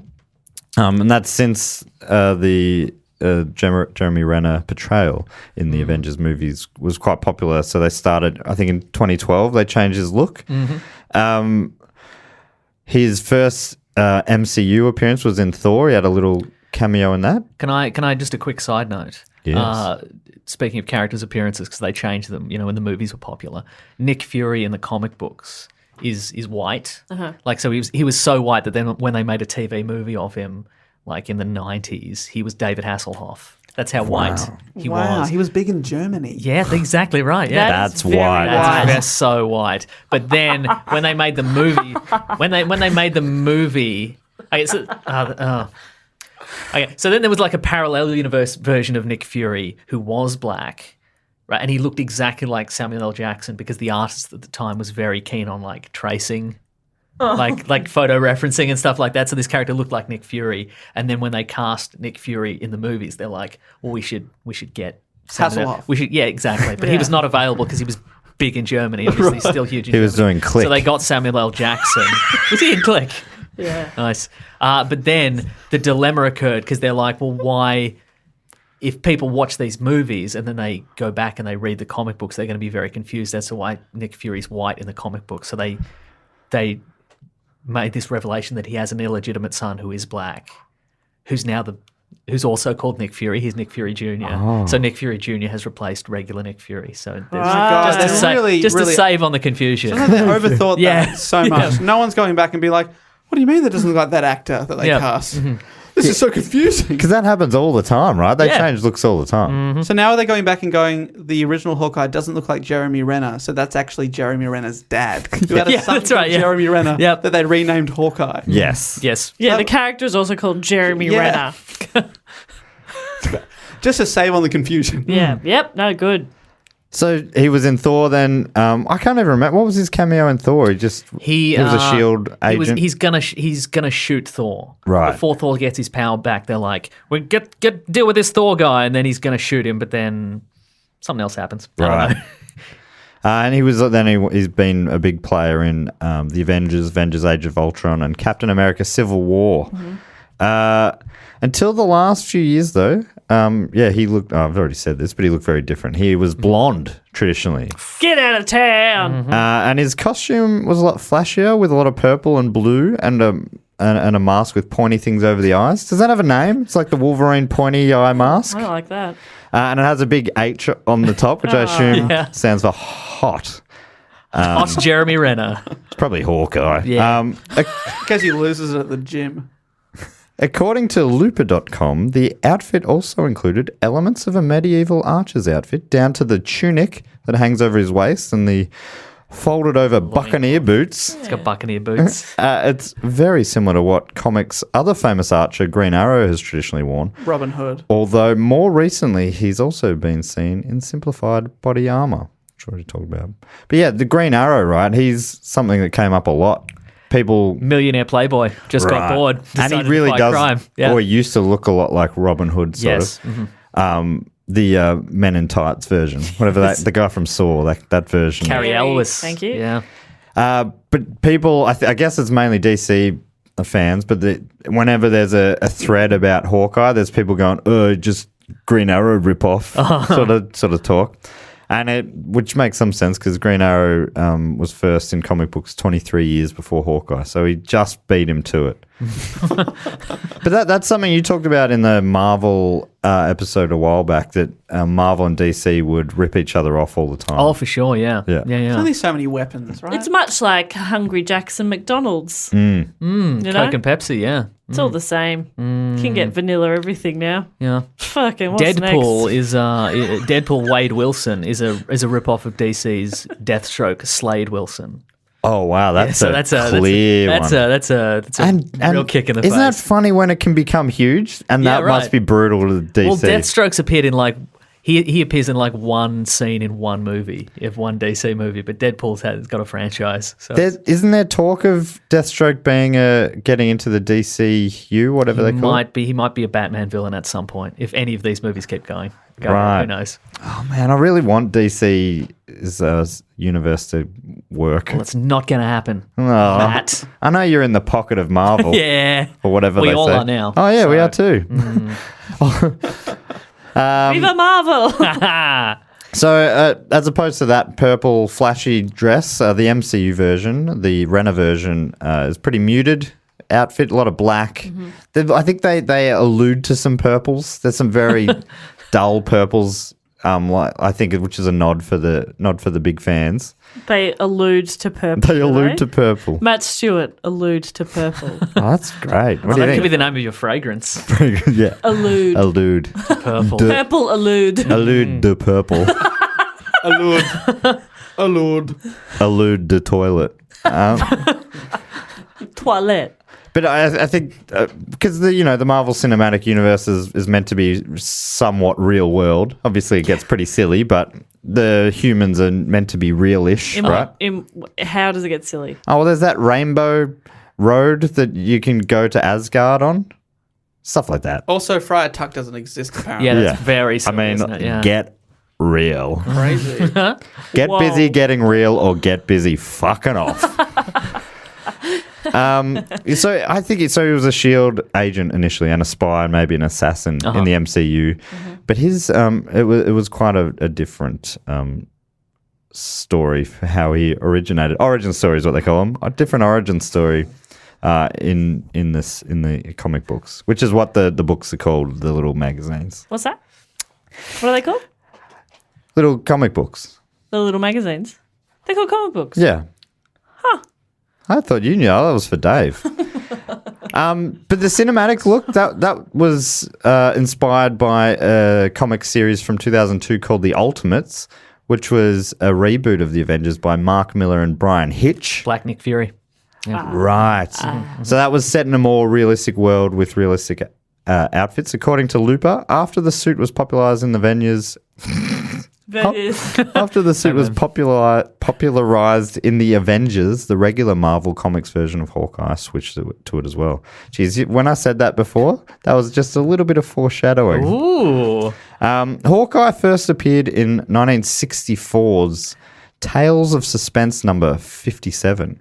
And I think there have been a few different origin stories, but the one I read, nearly every site I read, was basically this one. Clint and his brother Barney were orphaned as children. Why are they all orphans? Yeah, that's true. But these guys weren't rich orphans like many others. Porphans. They were porphans, exactly, yeah. Yeah, exactly. Which are an endangered species, porphins. I've got a fundraiser for porphins. Is porphins a thing? Stop trying to make porphins happen. It's never going to happen, Jess. So apparently they were orphaned because their dad was an abusive alcoholic and their mum didn't give a shit, and they both died in a car crash. Oh. Well, I guess because his dad was drunk, I think. And this meant You assume his dad was driving. Ooh. because he was the alcoholic, and I read that he was driving. He's the alcoholic. Of course he was driving. That's what a designated driver is. It's the drunkest guy, right? Hey, we can't stop him. Get him in the wheel. Get him in the wheel. Which is where they went wrong. It's one of those That's how you big drive- steering wheels yeah. where you have to climb it like a mouse. Get him in the wheel. Get him in the They had to spend about 6 years in a orphanage before. Before it is happening, Jess. I was wrong. Mm-hmm. Before escaping to join a circus called the Carson Carnival of Traveling Wonders. Is this where you were? Yes. This is where you were going when you said it's a Carny silly... folk. They're carny folk. Right. Barney, his brother Barney. Barney the Carny. carny. Barney the Carney. Once in the circus, Barton works closely with the swordsman, who is a performer specializing with blades. Oh, I couldn't have figured that out. Little twist there. But after a period of time, he busts swordsman stealing from the circus, embezzling, No. and he doesn't like that at all. Who, Not who, one who bit. bust them? Hawkeye. Clint. Oh, Clint. Clint bust them. It's not Right. Hawkeye this And they end up in a fight. Little brouhaha, bit of a hullabaloo. And God. the swordsman beats the shit out of him, basically, and leaves him for dead. With a sword. Sure. Well, I don't think you get beaten with a sword. Like, you get cut. Maybe just the flat bit. You get Yeah. He doesn't He's know like how to doing use a that sword. Yeah, it's not that good. Side on. It's just slapping you. Ow! Ow! That was just humiliating. It's like when you jump in the pool and you hit it at a weird angle. It's like that slap, that belly whacker. Yeah. It's like that. That was my speciality. I couldn't make it a big bomb splash, so I used to go. I can't do a cool dive. I can't do a flip. I'll do something that is stupid instead. So I'm like, ready guys, back whacker, biggest possible spread, no. and just really try and get it real flat. Redder the better is what I used to say. Yeah, I was cool. Yeah, we get it. Wow. Didn't teach me that at golf camp. Yeah, I bet they didn't. But they bloody didn't. What did they teach you at golf camp? Mainly golf. Interesting. What grip do you use? Standard. Nice. He's got you. Traditional. Traditional, yep. Same as the shark. Regular edition. Greg the Shark Norman. Ooh. I think he used the interlock. What's your handicap, Dave? 6. That's really That's good. very good, Yeah, Dave. that's good, I think. Yeah, That's wow. really good. Much like Greg the Shark Norman. My hero and teacher. Wow. Wow. What's your animal mascot? If you had to pick one. Yeah. Small shark. Oh. Dave the small shark won again. A small shark. Gummy shark. Gummy shark, yeah. A shark that if you're in the water with it, people take photos and laugh at it. Yeah, that sounds really good. There are quite a few golfers with animal Yeah. things. There's the golden bear. Tiger Woods. Tiger real name. Woods? Yeah. I never connected that before. Laugh at it. Hey, check out that little shark. Is that a thing? There's just a big line of people going, I cannot wait for this. I need a good laugh. After a week at the porphinage, I need a laugh. Look at that thing. I've heard it's real little. How little? I don't know, but fuck, I'm ready. Or am I? I don't know. It's so gummy. Hey, pour some soup in. He'd love it. He's a gummy shark. Look at he's trying to bite me. It's so cute. It tickles. Do Just gumming. they have teeth? They got gums. But of course. Big gums. He recovered. Greg the Shark Norman. Greg the Shark Better Norman. believe he recovered. He came back and won the USPGA. Don't know what that No, he didn't. No, he never did win a major in the US. He got close a couple times. Well, he used to lie a lot when But- he was teaching me. Well, no, you might be. He won them all 4 times. He won 2 British Opens. Is that what you're thinking? Maybe. That's what Greg was thinking. Who He's knows also got what Greg was he's got a thinking. super yacht. Oh, A super yacht. Just imagine a yacht Yeah. way bigger than what you're No, thinking. I was imagining a yacht powered entirely by soup. I was imagining a like a gummy shark. yeah. I was imagining a yacht that's been bitten by a spider. yeah, It's yeah. a super yacht. Whoa. Yeah, yeah. Matt, do go on. Okay. So it came good, Clint, after Much the like beating. Greg Norman. And he then started training under another circus performer, Trick Shot, who was the circus's archer. So can I just ask a question?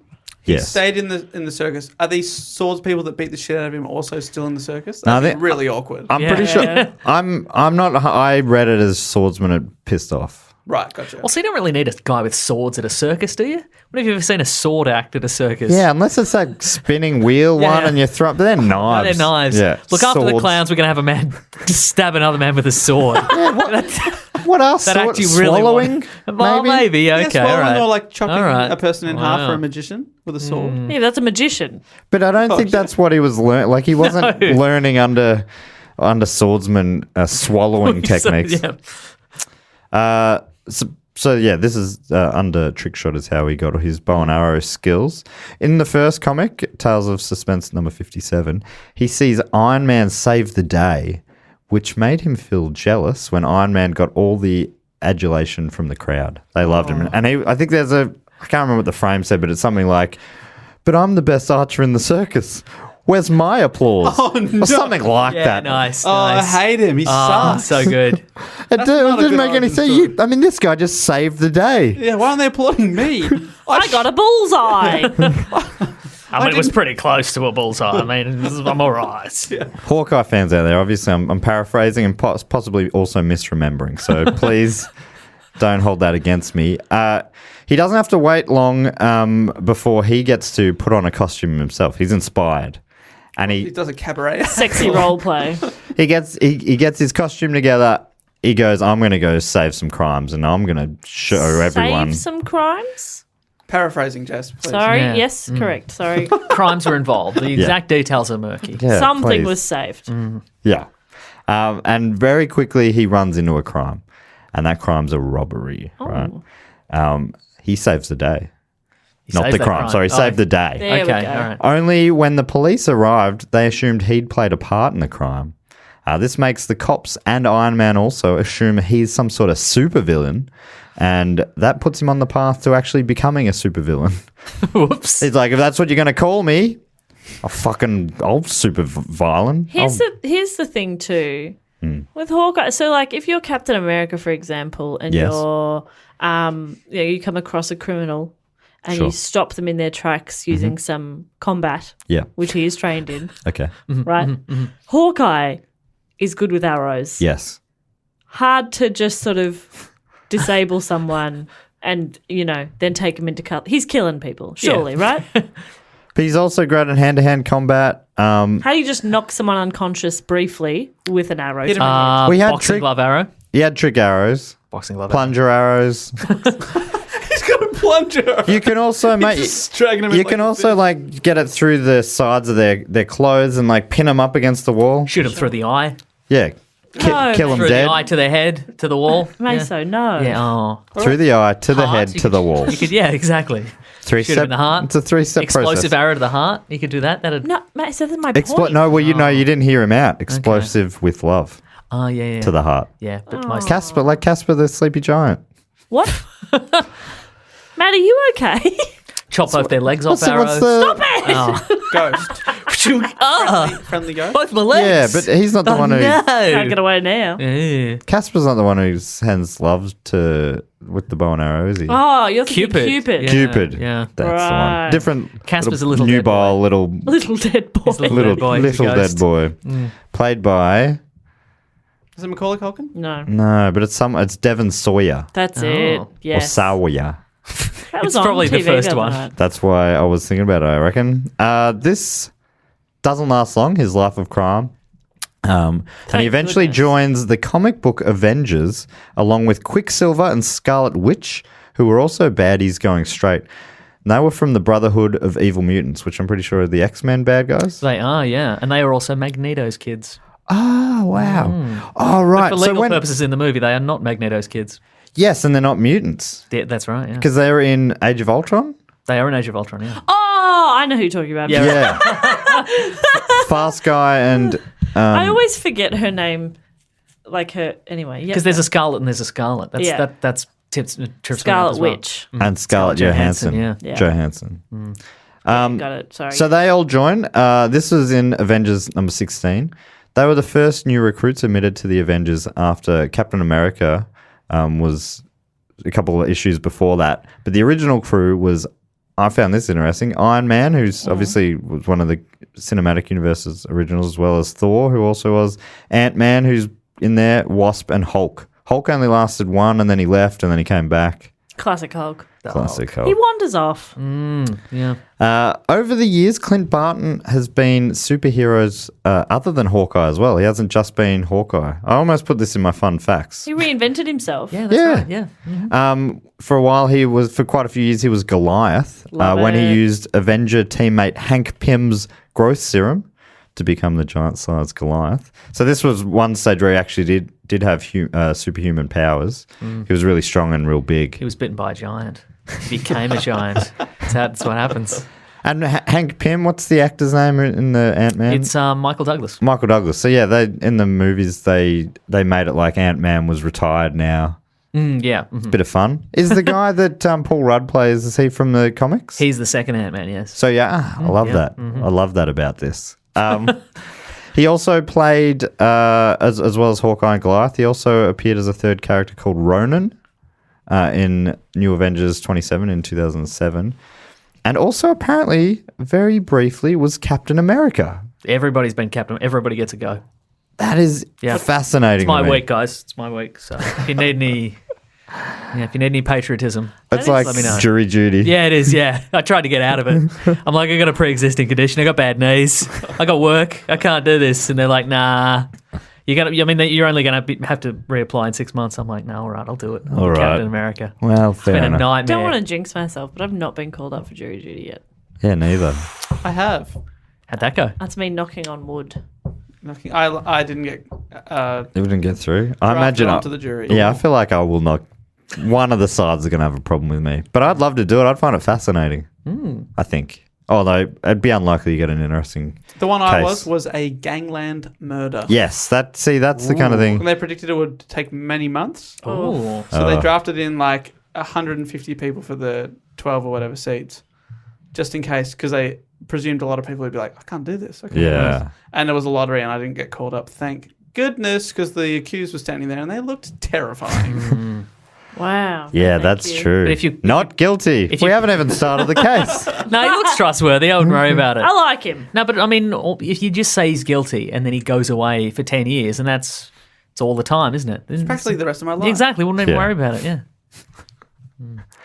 I'd wear a mask with like pointy eye things and a big H on the front. That's how I'd get out of it. All right, so that's my report, but there are some fun facts if you want them. Yeah. I'm glad Maso's in for it. I'm always in for it. Hopefully these are fun. Oh gosh, he's rethinking them. Hawkeye was ranked as the 45th greatest comic book character of all time by Wizard magazine. Oh, the industry's own. 45. I thought you were going to say the 45th best archer, and I'm like, that's not even. It's not great. I've written down the top few. Any guesses at number one? Spider-Man. Iron Man. Spider-Man's number 3. Or Superman. Superman. Superman's number 4. Mario. Batman's number 2. Oh, Hulk. A Bad Guy's number 5 from DC. Doctor Doom. Oh, okay, never mind. Who's number one? The Joker. Joker's number 5. Ah. Who's number 1? Catwoman. When you know it, you'll be like, oh, yeah, I should have known that. Real popular one. Superman. Superman's number 4. Oh, fuck. Iron Man. Captain Iron America. Man. No. Captain America was like 7. Oh, Wonder Woman. No, it's Marvel, but not Marvel Cinematic. Never Oh. Wonder Woman. Is it Wolverine? It is Wolverine. I got one! You got one. Feels good, doesn't it? Yeah. Like when I got a Hawkeye before. Oh, I'm addicted. That was hot. Hit me again. But I think 45, I was like, that's not bad. pretty Yeah. good. Of all time, I guess. It was ahead of like Captain Marvel, which felt wrong. Oh. Like, because Captain Marvel, I'm so that's that little because I'd never heard of her before. Yeah, right. And then I shouldn't say anything else. Maybe she's in an upcoming movie. Is that a spoiler? No, it's coming up. Don't worry about it. Oh, great. It's coming up. Yeah. You're not in Planet Broadcasting, great mates. Come on, mate. Yeah. It's happening. Yeah. Here's a couple other fun facts. Is that fun? That's pretty fun. That's good. A couple It's fun more. because you turned into a guessing game. Yeah, Yeah. that was I fun. like the process. If Yeah, you can great. make the next one a guessing game also, that would be good. No, don't do that. Let's get to the point. The Hawkeye moniker has also been used by Kate Bishop when Clint was dead in one timeline. She's a member of the Young Avengers along with Wiccan, Patriot, Hulkling, and Iron Lad. Yeah. Hulkling. Iron Lad. Iron Lad. That's cool. Iron Is- Boy. So is Patriot Captain America? He's like a mini Captain America. Who's Wiccan? So Patriot is like the great grandson of the original Captain America, like the prior one, like the prototype Captain America. Wiccan, Which isn't the guy who's in the movies, no, our movies. it's a previous one. Oh, wow. And Wiccan is magic, and his boyfriend is Hulkling, and he's a Skrull, and he's a shapeshifter. And Iron what's Lad, Skrull mean again? they're like aliens. They're like Oh my alien God, shapeshifters. There's so much going on. And here. Iron Lad is the boy version of Kang the Conqueror, who's a time traveler. Yeah, Gang the Conqueror's cool. Yeah. He's a character from The Simpsons, right? that's or a different No, Kang. Krang. No, Krang. Krang's from the Kang, Kang and Turtles. Kodos. It's Kang Yeah, and Kodos. I think Krang's from the Ninja Turtles. Krang is from the Ninja Turtles. Yeah, Right. he's a brain in a man. So that's pretty fun. I really liked Iron Lad. Iron Lad, yeah. But apparently you heard the she- name Iron Lad and you work backwards. I'm like, didn't yeah. you? Yeah. The way she broke into the Avengers headquarters and stole parts of Hawkeye's outfit and someone else's outfit and sort of built together her own one, and then walked up to the young Avengers and said, "I'm a young Avenger now too." And they're like, "Meh." And then she helped them solve a thing, I love her Nice. confidence. and then they go, "All right, you're in." Yeah, that's all you need. And this last one, this one actually blew my hat clean off. I was standing next to a powerful fan at the time. But according to write that TV joke? Tropes, no, according to TVTropes.com, Hawkeye You didn't. is the only character in comics to be a member of both Marvel's The Avengers and DC's Justice League of America. Whoa. Is Is that true? I don't think so. That's I think it's false. huge if true. Yeah, that's very it huge isn't. if true. Well, but TVTropes.com? Oh, That's why I said according to at the start. 'cause yeah. I didn't have yeah, full yeah, confidence. shift the blame. That's what I But said. I mean, why would they say that on a website if it's not true? I think maybe because it's. Maddie. I think TV tropes. It might say like Archer, and it might be like, well, there's one in the Avengers and there's one in the Justice League. Oh, I don't. Well, no, listen to the exact wording here. Hawkeye is the only character in comics to be a member of both Marvel's The Avengers and DC's. Look, we can't rule it out, can we? Except I'm going to definitively rule it out right now. Just to stop the hate. Is that because that's just not possible that people can't do that? Oh, he might have joined in like an intercompany crossover, but he's not regularly on the team. No, not regularly. No, well, I mean, do I have to say it one more time? Oh my god. Oh, I said to have been. I'm going to say that. Have been a member. Does that make it more okay? It makes it okay now. Hawkeye's okay the only with that. character in comics to have been a member of both Marvel's, The Avengers and DC's. Story checks out. Nice one. Yeah. Phew, Isn't good it save. funny how a little E and an N can change everything? Words are important. Yeah. That's all. What a comic book, if not all. words on paper. Good work. And Thank you, Hawkeye. scene. Good work, Matt. Well done, Maddie. And before we move on to our next mini report here, we'd just like to say thank you to Marvel and Vans that have sponsored this episode. Now, our Vans and Marvels have joined forces once again, Avengers style, to launch their largest collaboration to date. Their extensive range of co-branded footwear, apparel, and accessories features an all-star roster of iconic personas, including Spider-Man, mentioned, the Avengers, kind of Mentioned. mentioned, Captain Marvel, we mentioned him, Deadpool, mentioned, Iron Man, mentioned, the Hulk, and more. And if you are, so they're available globally right now, and you can hit up vans.com.au or your country's Matt is a size 12. version. I'm holding one of my shoes. Well, Maso just passed me one of mine. Can Off you your explain it? feet. So I got the Deadpool high tops. They're pretty sick. They are sick. I also Can you got explain to me this? Yes. Why are there takas or are they chimichangas? That could be chimichangas. That's which is one of his things. That's his signature dish. Inside the tongue, on the Yeah. inside of the tongue. Yes. Yes. I love that detail. Mm-hmm. But these are cool. I like these because mine's got a throwing star on the inside. That is cool. Sorry, It's badass. Matt, just to confirm, it's not a real throwing star. It's an image of one on the shoe. It And they're not doesn't real- come with a weapon. They're not real chimichangas on the inside. No. That could have been nasty. And if you would like to win your own pair of shoes if you're in Australia or New Zealand, there's only a couple of days left for the competition. And that is, pardon me, available at vans.com.au/Planet Broadcasting. And you've got to answer this question. Which superhero would be the best skateboarder and why? Hawkeye. Three pairs to give away. I would argue Spider-Man, which I think I also argued last week as well. Jess, did you just say Hawkeye because that's the last superhero that was mentioned on Yes. the podcast? Okay, cool. All right, So checking. far, let's rank all four of ours by the end. But I think so far Hawkeye's winning. In what sense? By what metric are we? Oh, in the skateboarding competition. Yeah. Oh, I see. Right. Okay. Yeah. Or do you just mean in general? What about Spider-Man uses those thwips to I mean, you didn't really talk about Spider-Man much. All I know is a couple of nerds who had a quarrel. Steve Ditko. Yeah. Thwip. Thwip. Yeah, game set thwip. Yeah, you got him, Dave. Thank you. And if you're outside of Australia and New Zealand, you can also just check out the designs on the Vans website, vans.com.au. And it's available globally right now. So get in there, have a look. If you're into this kind of thing, Get some shoes on your feet. you'll love it. That's Van's motto. Did you know? Yeah, I know. It's always they're always screaming about I it. work for Vans. Oh. Put some shoes on your feet. No, you yell out of a van. There's a difference. I know. Hey, put some shoes on. Oi! Hey, Get some shoes on your feet. I disguise my voice. Do you find many people without shoes on their feet? Yeah. Great. Mostly because I just stole their shoes. And then I yell at them. What a confusing criminal you Yeah, are. I'm very confused. Supervillain? Oh, yeah. Yeah. Come on, mate.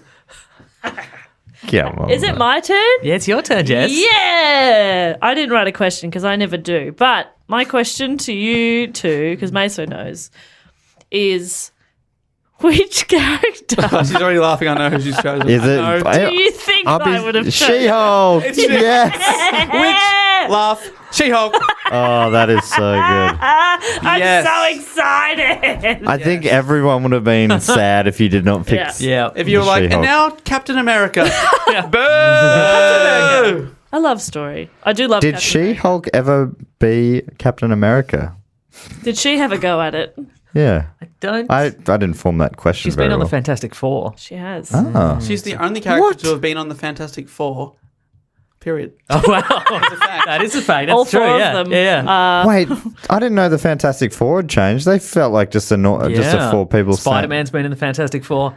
Ghost Rider's been in the Fantastic like a Four. Nicolas Cage on a bike. Yeah. Are they Oh, the yeah. fifth member, or do No, they... sometimes the teams like disband and they're like, but the world needs a Fantastic Four, so the thing left. Needs so a She-Hulk took Fantastic over. Four. Okay, Yeah, well, you're yeah. taking some of my. Sorry, I'm information. taking Jess's content. I'm very sorry. Sorry, She-Hulk. No, well, no, my report's done now. That's all I Yeah. had. Yeah. But I you guys said let's talk- keep them short. Yeah. Jess is the only one that listened. I had one set. Yeah, I'm the other one who listened to my own request of let's keep it brief. Okay, so She-Hulk. This is not going to be brief at all. Oh, interestingly enough, the character was created by Stan Lee. And the reason behind the character's creation has to do with the success of The Incredible Hulk and the Bionic Woman TV series. Marvel was afraid that the makers of the Bionic Woman might suddenly introduce a female version of the Hulk. So they were like, we'll make a female version of the Hulk first, so that if anybody else tries to do that, we've got the rights. Wait, what? What? How would they have been able to do that? Isn't it? Wouldn't they be like, hey, that's our character?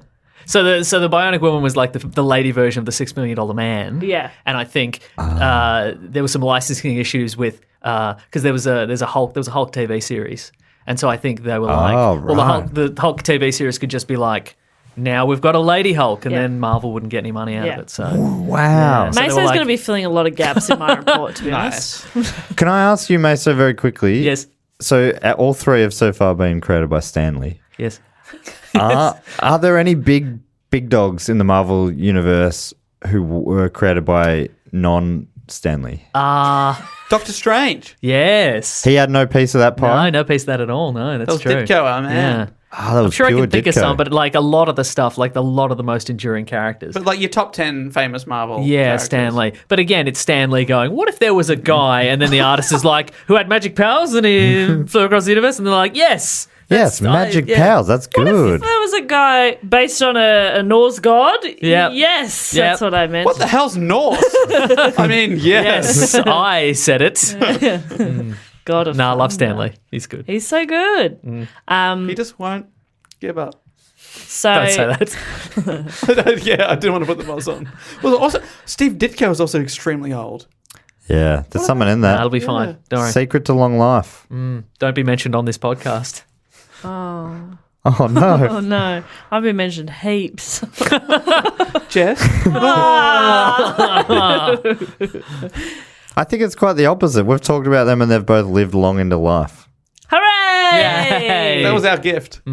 So She-Hulk first appeared in Savage She-Hulk #1. Oh, that makes So sense. The Incredible Hulk, the Savage She-Hulk. Amazing. Yeah. I love it. They were going to call her the irrational She-Hulk, but that's a little bit. Savage. This was in 1980. Women can be irrational too. That's true. All but the first issue. The first issue was written by Stanley, but all the others were written by David Anthony Kraft. Now, He's the guy who played Niles on Frasier.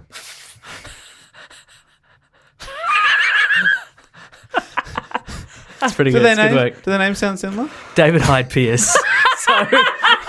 So a first name. Hang on. I imagine Giles from The Nanny. Oh, right. I have no idea who that actor is. That's Niles from Still the Niles. Still Niles from the Nanny. Oh, both Giles. You think- I was thinking of Giles from Buffy. That's Anthony Stewart Head. But continue. Well, my the joke God. works on many levels. Thanks, Matt. It's Well just done, fun Matt. to say names, you know. really alley-ooped a great joke there. 3-parter. Oh boy. Thanks, Matt. Thanks, Matt. You did it. Yeah, it was worth saying after all. think Cop so. that brain, you idiot. Trust your instincts. They're usually right. So, David Anthony Kraft. It was penciled by Mike Vosberg, and most issues were inked by Frank Springer. And Vosberg later remarked, the honest thing about the book was that Frank drew really beautiful women. I drew really beautiful women. And yet the She-Hulk was never overly attractive. What? Who's... It was like such a weird point to make. Like, funnily enough, this very strong, powerful woman we made was not a babe. But I drew a very beautiful I woman. drew a beautiful woman, but I never wanted to fuck this one. Of all the fantasy women that I drew in my Yeah, yeah. life. Never had a sex dream about She-Hulk. It was almost as soon as they coloured her in green, she looked a little bit different. Savage She-Hulk lasted until 82, so a couple of years. And then She-Hulk made guest appearance in other characters' books. Do you know any of the backstory of She-Hulk? No. Did you? I don't think She you was talked some about sort it of too much. doctor or professor. She was a lawyer. Lawyer. Fuck. Her name's Jennifer Walters, and she is the cousin of Bruce Banner. And she's the daughter of a county sheriff. And her mum died in a car crash when Jennifer was 17. Or both parents. Both parents? Orphans. Great. Good. Because Bruce Banner was not, like, that wasn't, it's not a genetic thing, right? So. No. Wait for us. Oh. So there's a crime boss named Nicholas Trask who had crossed paths with her father before because he was a county sheriff. And he shot and seriously wounded her on a day that Bruce Banner happened to be in town for a visit.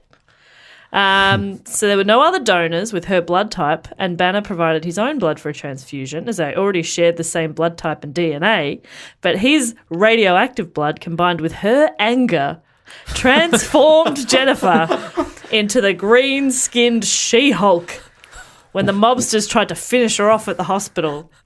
So the mobsters turned up like, okay, now we're going to shoot her again. She was like, don't shoot me again. I'm mad now. She-Hulk! Oh, is that her catchphrase? That's a catchphrase. Yeah, She-Hulk. she yells she. It's like doing parkour. You gotta- Parkour people yell parkour, Oh, yeah. or they yell Yeah, She-Hulk. They yell parkour. Depends how angry they are. If they're very angry, they yell She-Hulk. Yeah. So did Bruce Banner at this stage know he was the Hulk? Oh, yeah. Oh, yeah, but he gave her his blood. Okay. Well, I mean, it's that or death. Okay, right. So he was going There's worth no a try. other donors. And everybody's real tight with their cousins, you know? Right. Yeah, I'd give blood for my cousins. Really? No.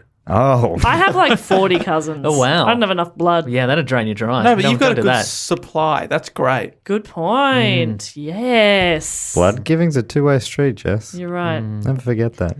Maybe I'll be in the market for a little bit of blood getting. You could get it. You could Blood getting, blood letting. You could get on the wrong side of like 40 mob bosses, and you'd be fine. Hey, you know what I'm like. Yeah, no, you should bloody No like. doubt I'll get on the wrong side of some bloody mob bosses. Ain't no Yeah. doubt. Hey, If you get on jury duty. I'm combative. Like I nearly did. Like you nearly did. Anyway, so as She-Hulk, Jennifer possesses powers similar to those of her cousin, though at a reduced level. Ah. 77% perhaps? Oh, Yeah. Wage gap. Anyway, so yeah, she's like the Hulk, but like daintier. So that's fun. Eventually, she decides that she's going to retain her She-Hulk form permanently. She prefers the freedom and the confidence because she's kind of like she's small and shy as Jennifer, so she prefers to be She-Hulk, which I like. Can you just turn it on, or do you have to get angry? She-Hulk can. She can just do it whenever she wants. Flick the So she switch. could live like that forever if yeah. she wanted. Mhm. Yep. Yeah. Love it. Is there any talk, Jess, about her being in the MCU at all? Do you know? After a brief solo career, she joined the Avengers. My very next sentence. And she also, as Maso mentioned before, temporarily replaced The Thing as a member of the Fantastic Four. Does that... The Thing's a rock lobster, isn't he?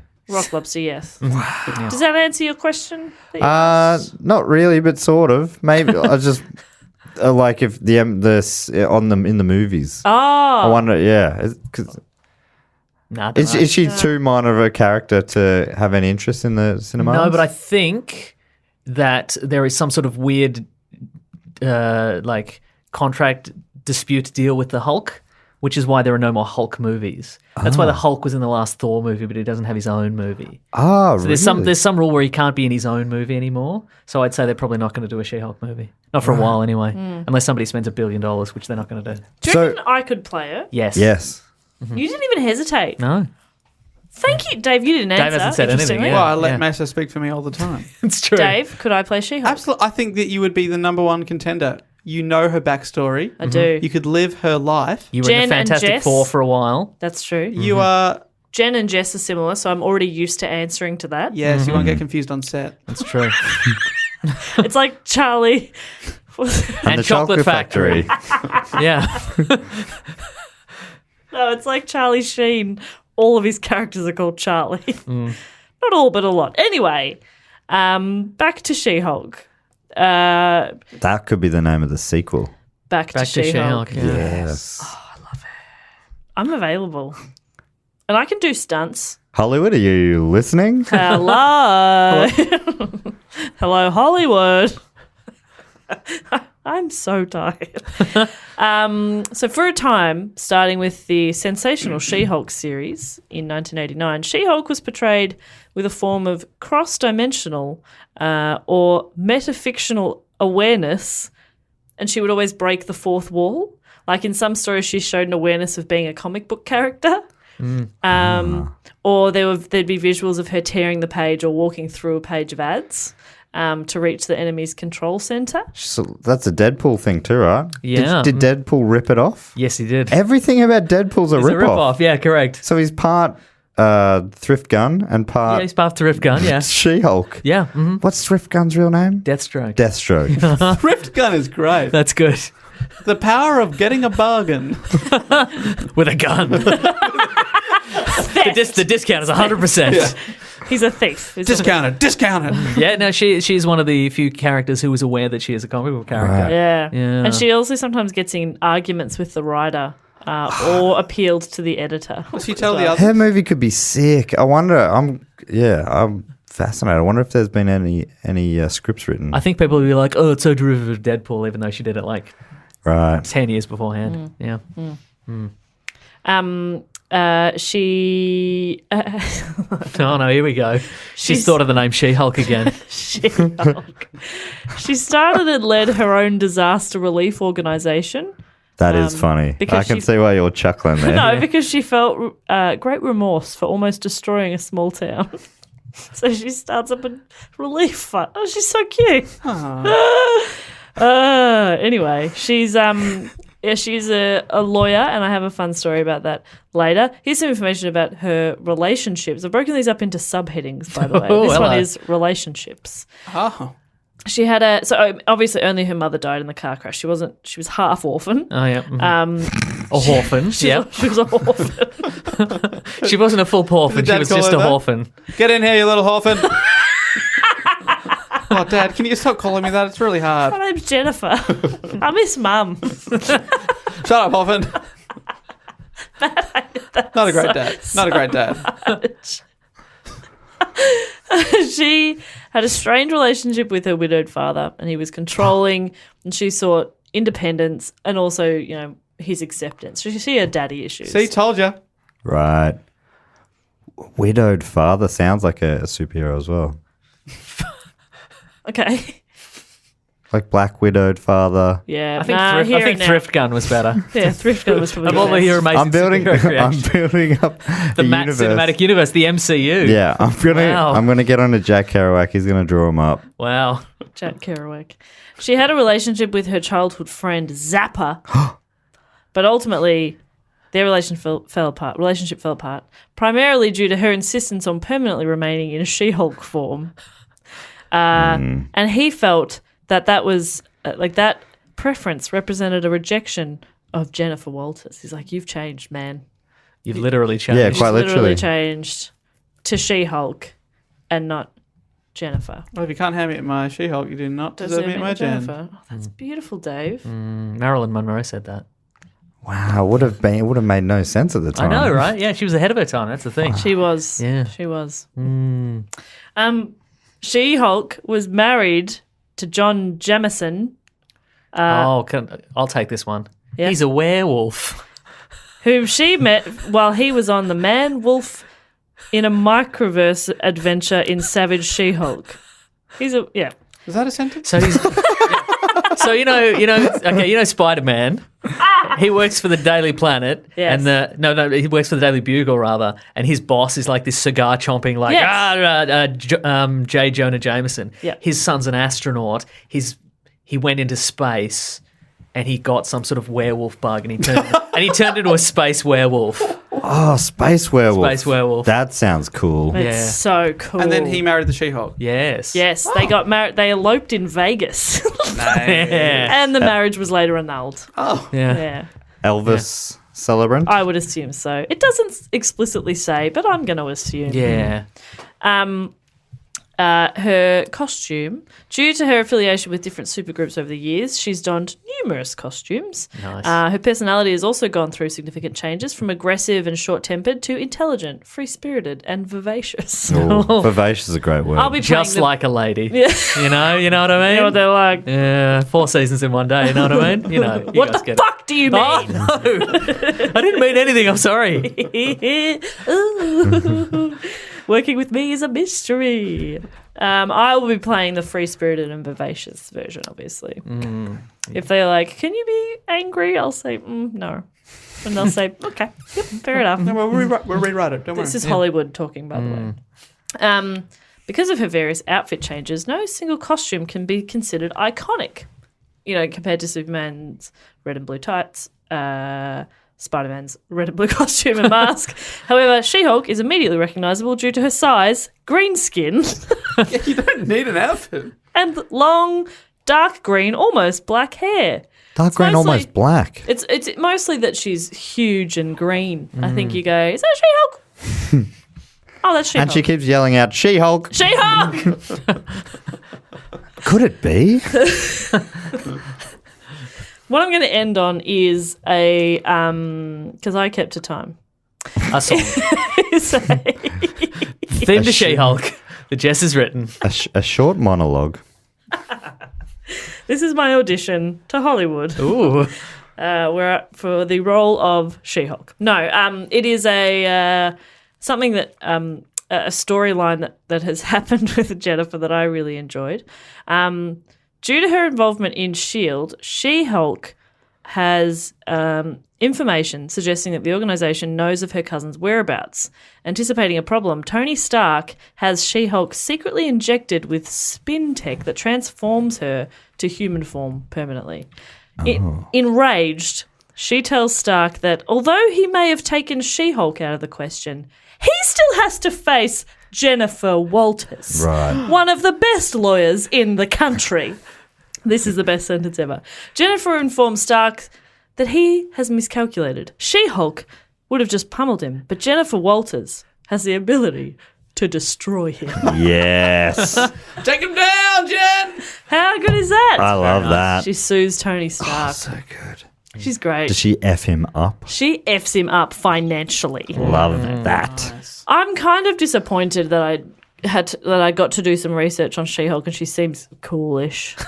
Oh, you like the idea that she was silly. Yeah, I wanted her to be real dumb. Nah, she kinda sounds like the cool. best. Yeah, she sounds pretty great. I assumed she was going to be a real silly character as well, but it sounds Yeah. like she reinvented the form. I mean, they're all a little bit silly, aren't they? In a way, in retrospect, Well, I hadn't thought about it like that.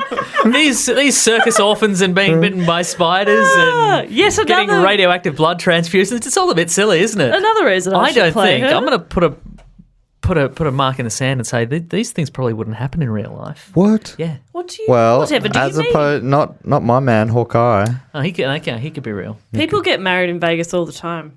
Yeah, and they get it annulled all the time. Ooh. Maso. Yeah. Got a round of applause for the She-Hulk. Yes. Thank you so much. All right. Thank you Well, so I'll round. much. I'll round this one up. I haven't written anything down, but I'm just going to sort of wing it. He's going to So- freestyle, which So I we're am gonna. so impressed by. This could go any way in particular. But so this is a personal favorite of mine. Oh. Personal favorite character of mine, and maybe not my most favorite, but it's a character that I got a lot of love in my heart for. Are we doing a question? Oh, maybe if you could just guess. So he's worked with She-Hulk. He's worked with Hawkeye. Stan He's worked Lee. with Spider-Man. He's worked with the Avengers. He's been in the movies.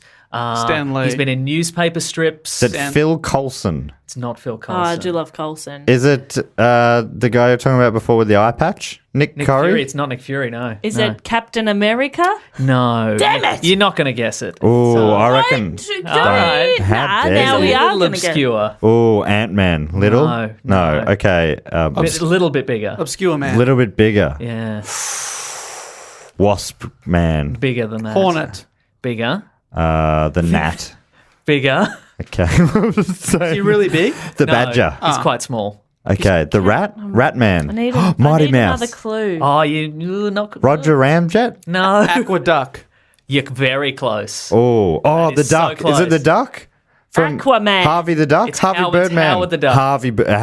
Marvel's Howard the Duck. Right, I've seen that movie, I'm pretty sure. Well, yeah, you may have seen him in. Are we genuinely talking about the Yeah, answer? yeah. I thought you were just going along with my ridiculous No. guess of Aqueduct. No, you're very close. You were like, yeah. Yeah. And then Matt says a bit more bullshit and we go, yeah, anyway. The real character is. Anyway, the real character is Howard the Duck, who's. What is that? Well, if you've seen Guardians of the Galaxy, and I know you have. Yes, the first at one. the end of the credits, you see. Oh, don't know if I stayed with Oh, that well, that's all right. long. Well, see, you got to stay No, to the end of the okay, credits. what happens at the end of the At the credits? end of the credits, I you woke up and see, they served lunch. Oh. It was on a plane. Oh, delightful!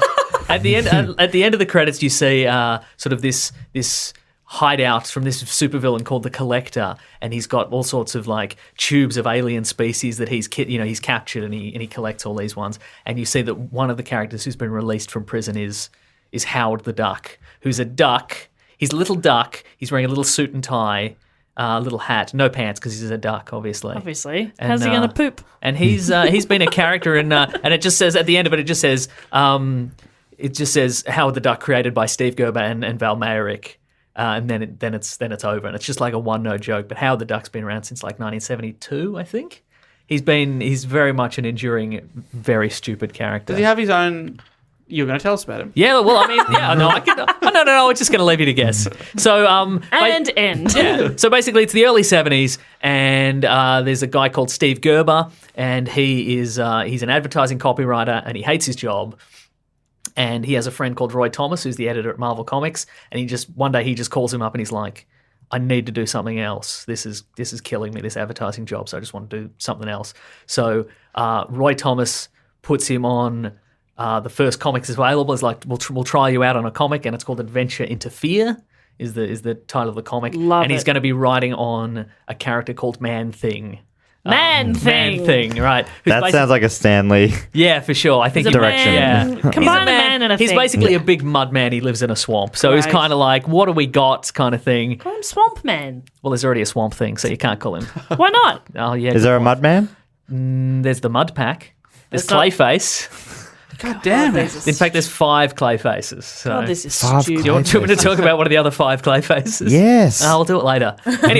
Anyway, so he's like, I don't want to create, this is going to be kind of boring. He's a mud man who lives in a swamp or whatever. So he's like, what I'll do is I'll create, the concept is he lives in the Everglades in Florida, and it's kind of like, it's a magical part of the swamp, and it's like a nexus of all these dimensions, and all sorts of weird creatures come in from parallel universes and stuff like that. So in the first issue that he gets to write, he's like, okay, all these dimensional doors are going to open and all these characters are going to tumble out. And one of them, and I think it's because the Everglades, like the year before, they just opened Walt Disney World in Florida. And so one of the characters is like this cigar chomping, little suit wearing character called Howard the Duck, who's from like a funny animal universe, and he's been trapped.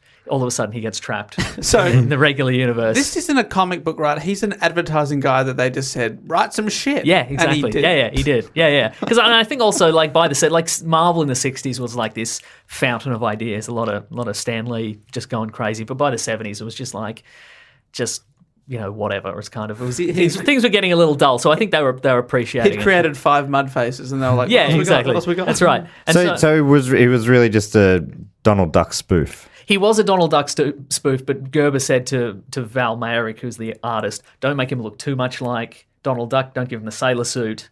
Give him the little suit and tie. Make him like he's like a Brooklyn Right. like a Brooklyn guy with attitude kind of thing.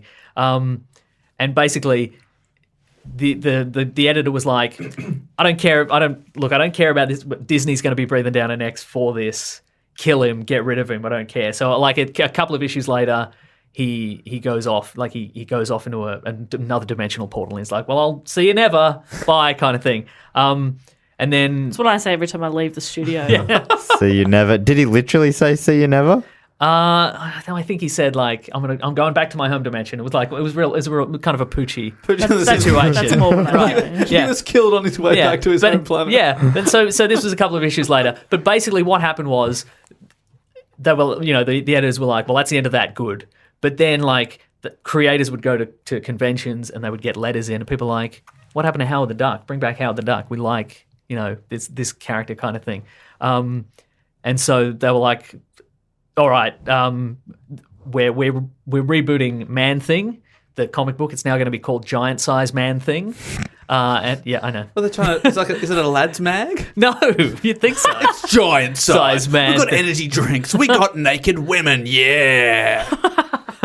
So That was terrifying. no, yeah. We should I get don't into know. radio ads. Oh yeah.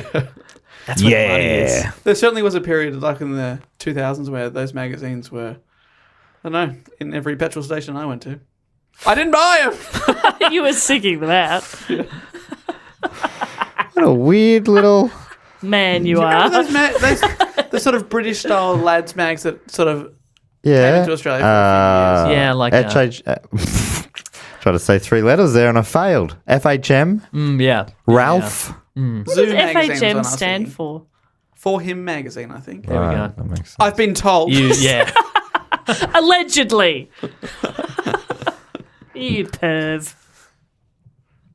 I should go on. I was going to say. So anyway, so they're like, "Oh, we'll put him in a backup story." And he's this weird. It turns out that the portal that he thought was going to send him to his home dimension actually sent him to Ohio.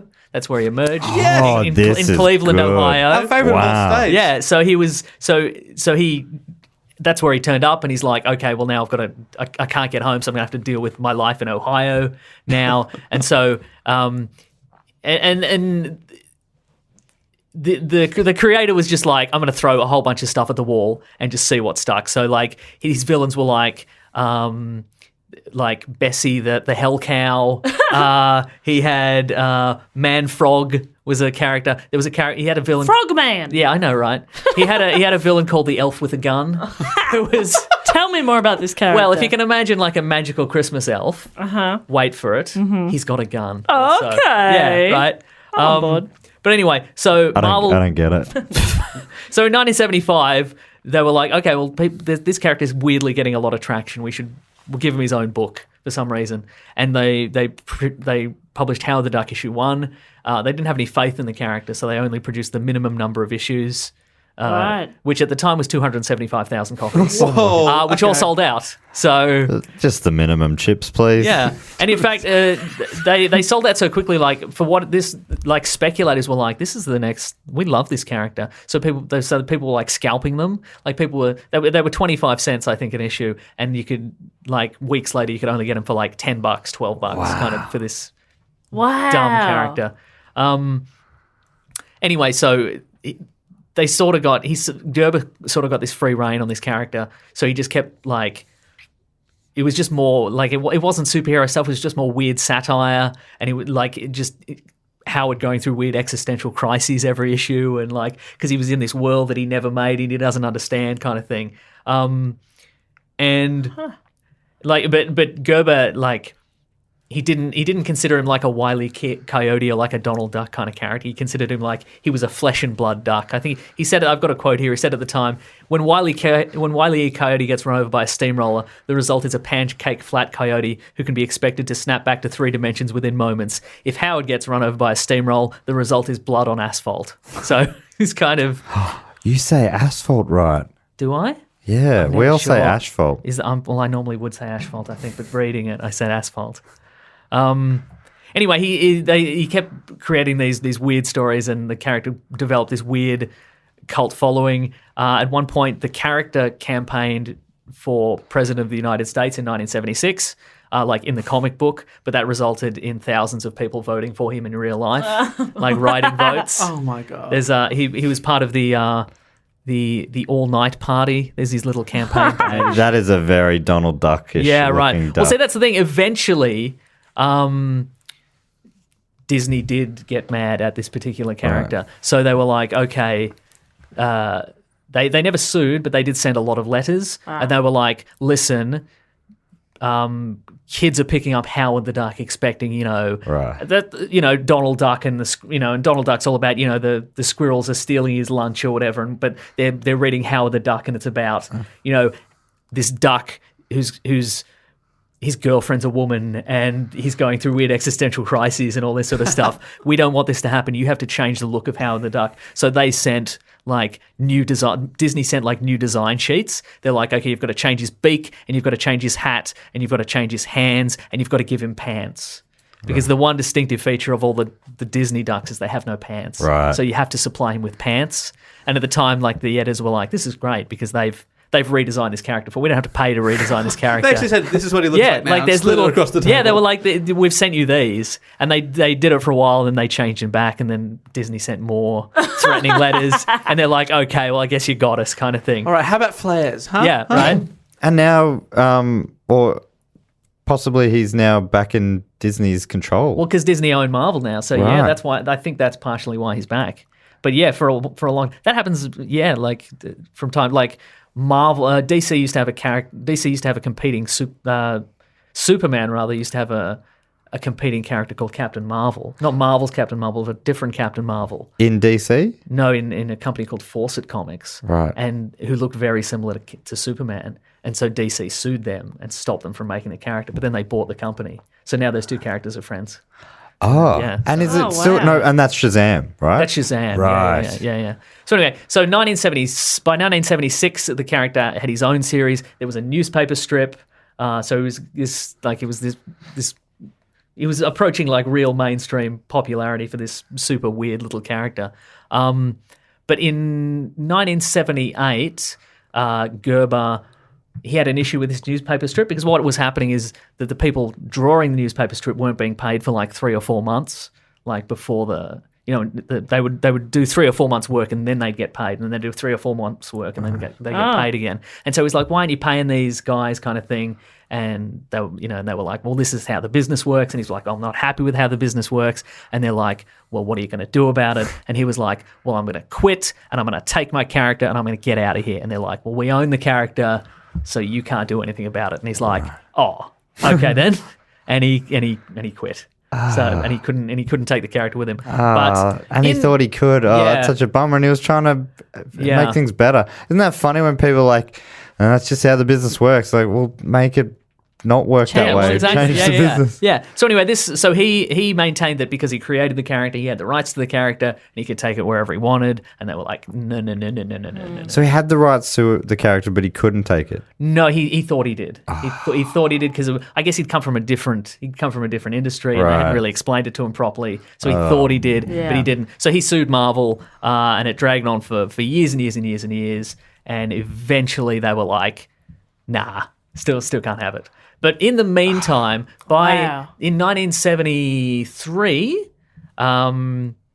George Lucas had done a movie called American Graffiti, which is really, really popular, and he had got a bit of money, and he bought a share in like a comic book art gallery.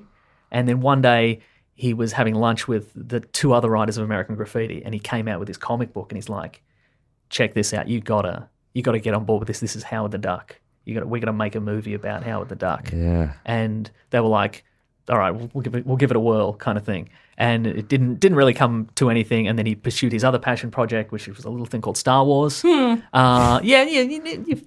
of that. Come on, mate. Whoa. And that made, that was a phenomenal success. And then he made Indiana Jones. And then the Star Wars He was on a sequel. hot streak. He was on a bloody hot streak. He's on a real heater. What's he done lately?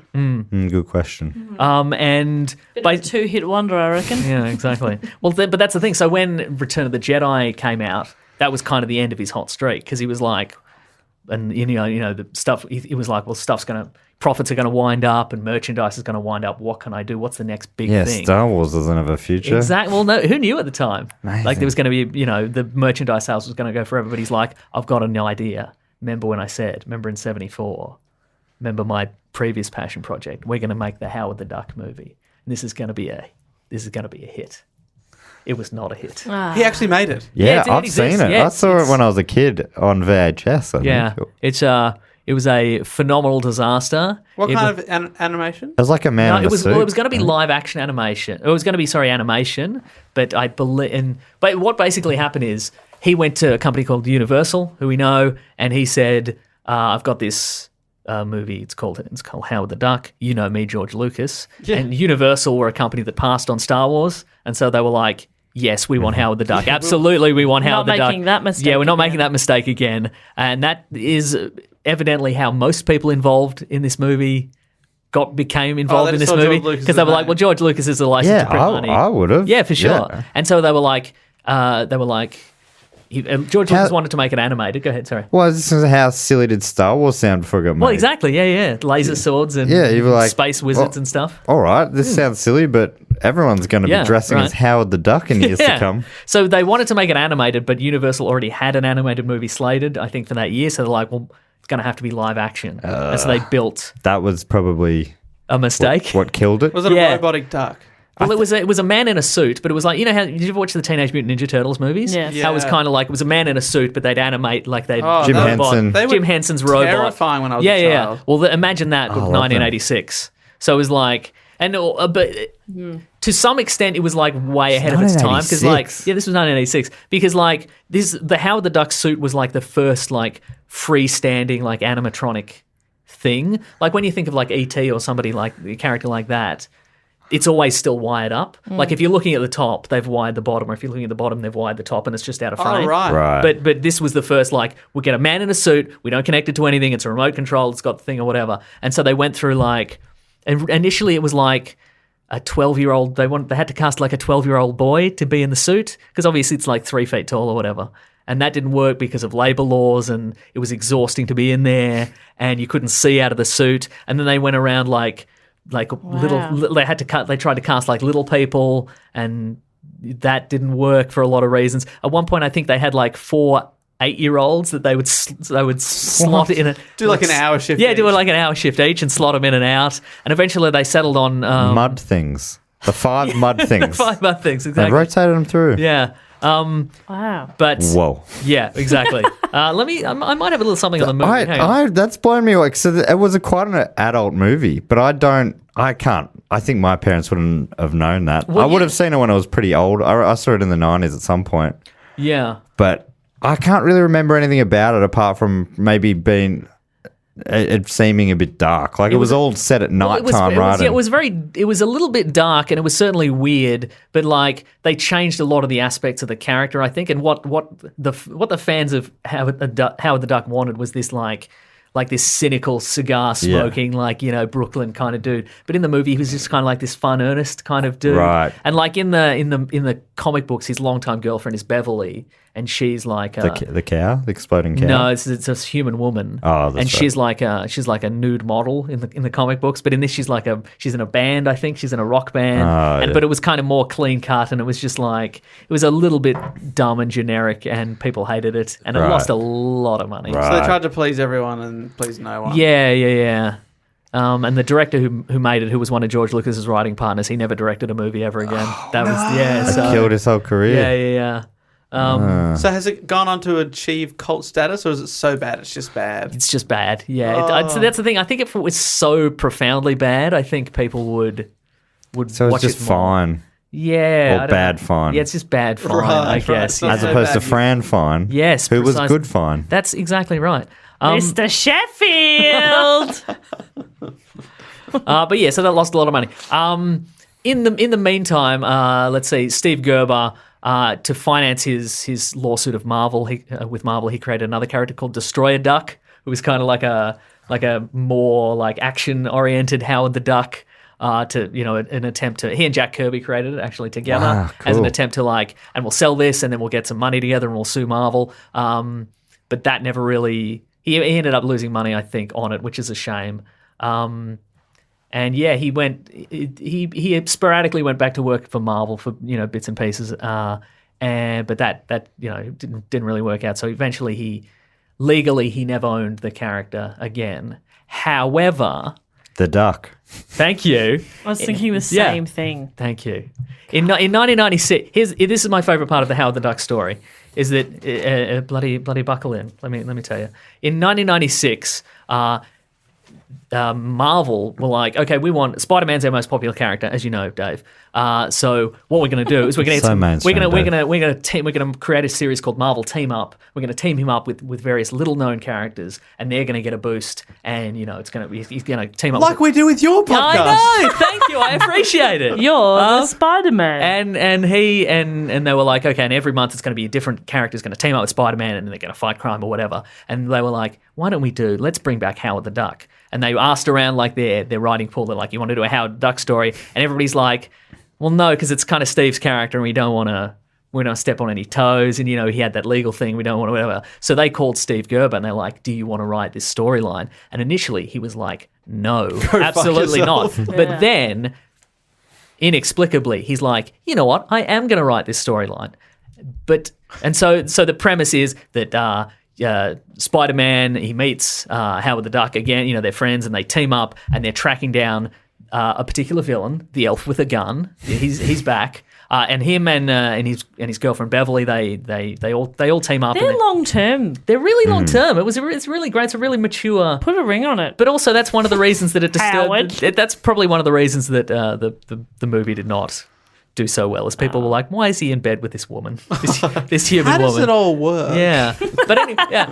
Don't they have those screw They're dicks? corkscrew Yeah, they've got penises, yeah, really yeah, weird precisely, yeah. So, but unbeknownst, Some women like that. So initially, unbeknownst to Marvel, at the same time, he went to another comics company called Image Comics, which is a company where it's very much creator owned. Like if you create a character, it's your character, and he.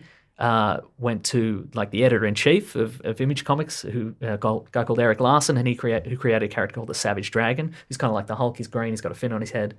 He's a cop. He's like a superpowered cop. And he's like, how about we team up Savage Dragon and Destroyer Duck, my character, and we'll have them team up and they'll go on an adventure and they'll find the bad guys. And then he went back to Marvel and he said, hey, what if we cross over both these issues?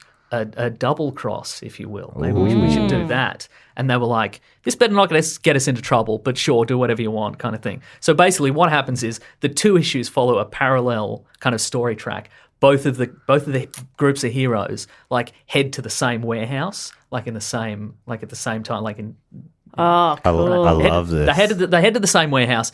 Basically, Spider-Man and Howard the Duck and Beverly bust in on this warehouse. They find the villain, the elf with a gun, and Savage Dragon, Destroyer Duck go into the other side of the warehouse. Yes. And they find their villain. Yes. And there's a big brouhaha, and the final pages of both issues are the same. There's this big battle. They meet. They encounter like two shadowy figures, which is the other characters, and they go their separate ways. But the Image Comics issue, the Savage Dragon Destroyer Duck issue, has a different set of like final panels where the elf with the gun uses his magical powers to create like thousands of clones of Howard the Duck and Beverly, like to cause this chaos so he can get away in the mayhem. And there's like 2 or 3 additional panels where Destroyer Duck sees the real Howard and Beverly and goes, those are the 2 real ones. Let's get them. Let's grab them. Let's take them back this way. They look so similar. Only we can tell. But those other guys, they'll never know the difference. And so they take Howard and Beverly to the Image universe, leaving 2 clones to go back to the Marvel universe.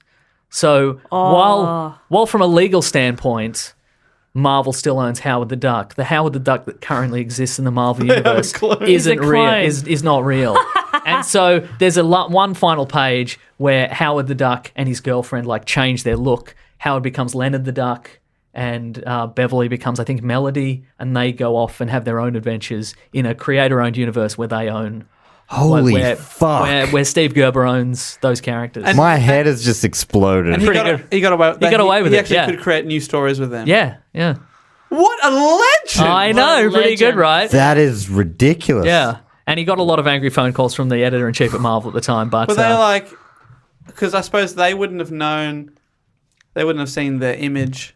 Until it came out, no. Yeah, because they'd see the proofs of the he was Marvel just told, don't get us into trouble. And he was like, all right, what are you going to do? I won't. Yeah, I won't, yeah. So, what a badass. I know, right? He's passed on since then, but that is my favourite. That is... We call that the Howard the Duck switcheroo. And... You and the biz. Yeah, in the biz, that's what we call it. In the biz, is that a famous move? It's only worked once, I think, to the best of my knowledge, but I think it worked quite well. So that's great. Yeah. That is really sneaky, and I love it. I think that is so cool. So he might be back. We'll send him in the new movies. So he was teased at the end, but was that just a little joke for like mega fans? I think it was. He'll actually have his own. No, I don't. I don't think he ever will. I mean, maybe he'll appear in like an action sequence or something like that, which would be nice. But it would be cool, right, for him to have another crack at a proper. Yeah, for sure. Yeah. Mm-hmm. Jeez, George Lucas, he's got a lot to answer for, doesn't he? That's something that we've always said. Oh, is it? Yeah. Oh. Oh, yeah. Oh, yeah, Yeah, big time. Oh, big time. This is a big episode. Is this? I can't remember what our longest one ever is, but this would be will up be close. towards those. Yep, I reckon. But it was bloody fantastic. That was fun. Hopefully it was for the listeners also. Oh, I love those listeners. Yeah, thanks so much for listening to the show, guys. We really appreciate that. If you want to check out our back catalogue, maybe you are a new listener, we really would suggest if you're here for Mr. Mason, you should check out the Marvel episode that he did, or the Superman. I like the Superman one. Yeah, Superman's really good. His Mothman contributions were very good also. Oh, I love the Mothman. Do we have any updates on the Mothman? He's been seen recently, Yeah, he's still I being think. seen. He's still out there. Of course he is. We might have to do Mothman 2 at some point. Oh. Mothman Returns. Mothman 2, Back in the Habit. That's sorry, of course. We had already agreed on that. How dare you? Let's thank some people. People. That's right. So a bunch of people that support the show via patreon.com/dogoonpod get 2 bonus episodes every single month. So thanks to those people. And they also get extra little stuff, like they get to vote for topics that we talk about, and also a shout out on the episode. We'd like to thank some people now. Jess, what's the game this week? Giving them a superhero name. Okay, great. Yeah, I think that's good. Could I kick it off? If you must. I know I mustn't, but I can. If you please. Oh, well, I do, please. If you can. I can. I'd love to thank He is. from Hanover in the United States of Germany. Oh, no, close. America. Oh. I'd love to thank, if I may, and I think you've already given me permission. I had pre-approval on this one. Ask. I'd love to thank Dave Swenson. Oh, Dangerous Dave. Dave Swenson. What? Oh, no, that's it. Is that what it is? Oh, no, it's got to be better. Yeah, it's got to be better than that. Well, Swenson's giving me a swan kind of vibe. the human swan. The human swan. Yep. Swan boy. Fly, swan boy, Yes. fly. I like the human swan. The human swan. Yeah, I like that. The human swan. He's from, Savage Swan. Yeah, swans can be nasty. Savage swan. I don't remember this state coming up The before. savage New he Hampshire. New Hampshire, yeah. Nice one. Sometimes they bite you on the bottom. Yeah. So what have we gone with? And they can also have, obviously they can often have multiple Yeah. alter egos. What have you gone with? The Savage Swan. I said the Savage He Swan, but Oh, the Savage He Swan. I like that. Because all great. swans are ladies. yeah, that's true. We said the human swan to start with. Human Swan's good also. Human Swan. That's great.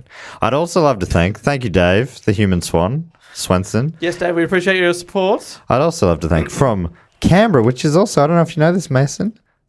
Can I call you Mason? Yeah.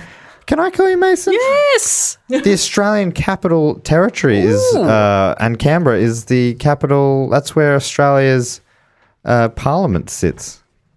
Oh. Do you know that? Oh. That's where all the big dogs are. Australia's superheroes. Wow. Oh boy. Oh boy. With the power of corruption. Wow. Wrought man. I get it. Oh, I didn't know you guys were such No, we're political satirical animals. Yeah, types. you better believe it. I'd love to thank from up there. Hopefully, he's not a corruption man. Riley Bartholomew. Oh, Bath man. Bath man, do the bath man. Very clean. The power of the bath bomb. Throws a bath bomb. If you're not in water, it just sits there. Oh, But as soon as you're in water, that's fizzing. that's fizzing. Fizzing up. That's giving you a nice little. Don't get him wet. He just It's like the carries Hulk, but you don't get him angry. You don't don't get him want. You don't want to see him wet. Wet. That's You don't the want to see me secret. when I'm wet. I'm always wet. Wet. Riley Bartholomew, the bath bomb. Is that what we're calling Bath him? bomb. Yeah. The good, bath good, bomb. I love it. The bath bomb. Yeah. Sounds like a villain. Can they be villains? Yeah, I think so. Yeah. It's the bath bomb villain. Bath bomb. I think he will. What do you call the villains who are like heroes or Anti-hero? He's yeah, an the bath anti-hero. bomb could be an anti-hero. couldn't Yeah. he? Yeah. I think he carries around a little, one of those little spray bottles. Uh-huh. He's like, oh, I'm mad. Wait, hang on. And his alter ego during the daytime cleans windows at intersections. Oh. Wow, that's a dangerous game for him to be in. Yeah. Fizzes. What if he slips?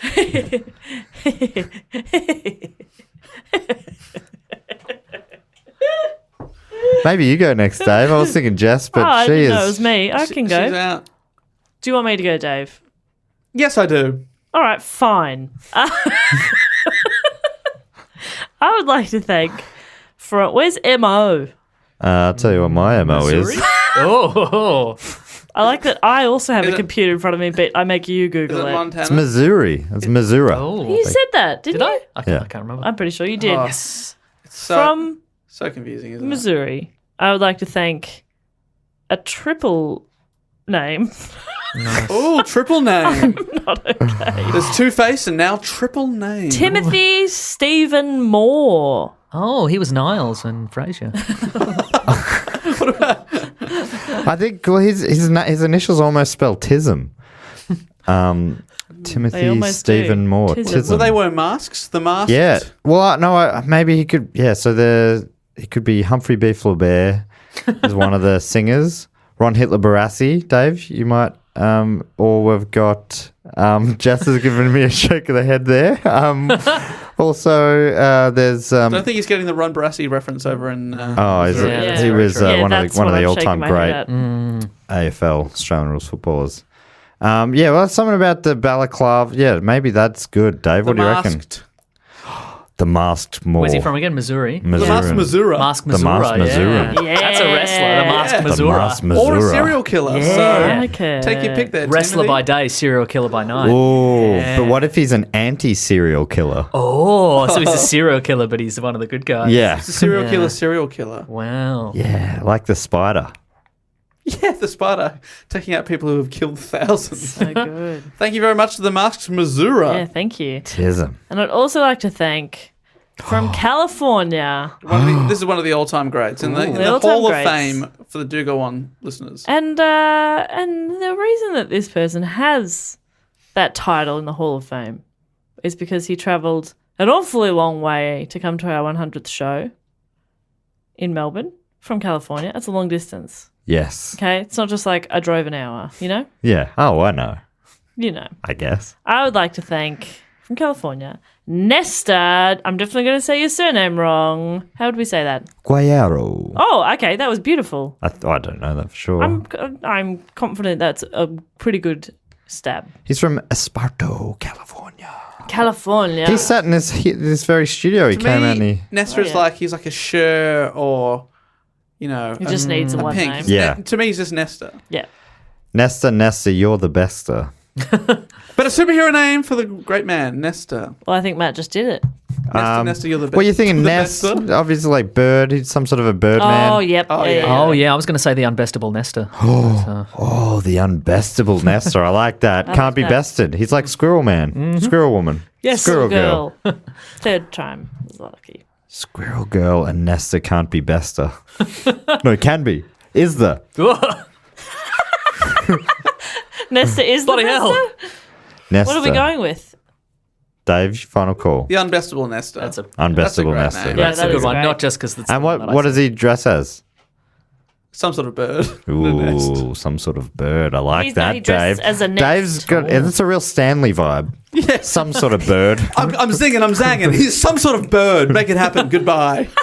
I'm going Dave out. See you never. to Hawaii for 3 weeks. Nesta, you legend. Thanks so much for the support. Thanks, Nesta. The ongoing support is always appreciated. Now, who's going next? Oh, I'll take Maso, some you notes. wanna- How about do you wanna this? jump in here? Yeah, from Derbyshire in Great Britain. Oh, very good. Mr. Adam Legg. Adam Legg. Oh. Yeah. Okay. Boy, if the kangaroo wasn't already taken, Yeah. then Mr. Legg here. What's would be- another animal that has legs? If it isn't old Mr. McGreg with a leg for an arm and an arm for a leg. What's that?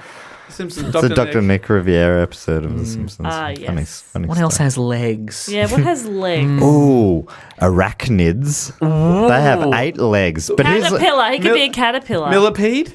Oh, that's Millipede, bad. I like that. The yeah. human millipede. Oh, nice. Nice. What does he do? What's his MO?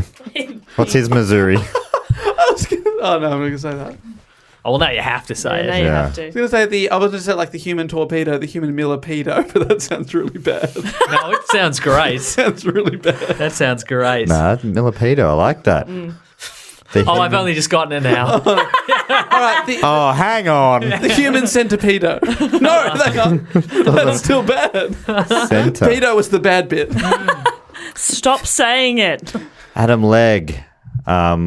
Yeah, legs 11. We got chicken leg, drumstick, the drumstick. The drumstick. Yeah, the drumstick's good. Yeah. But the thing is that his punch is better than his kick. Yes. Yeah. Just to confuse you. Yeah, I like Great that about punch. him.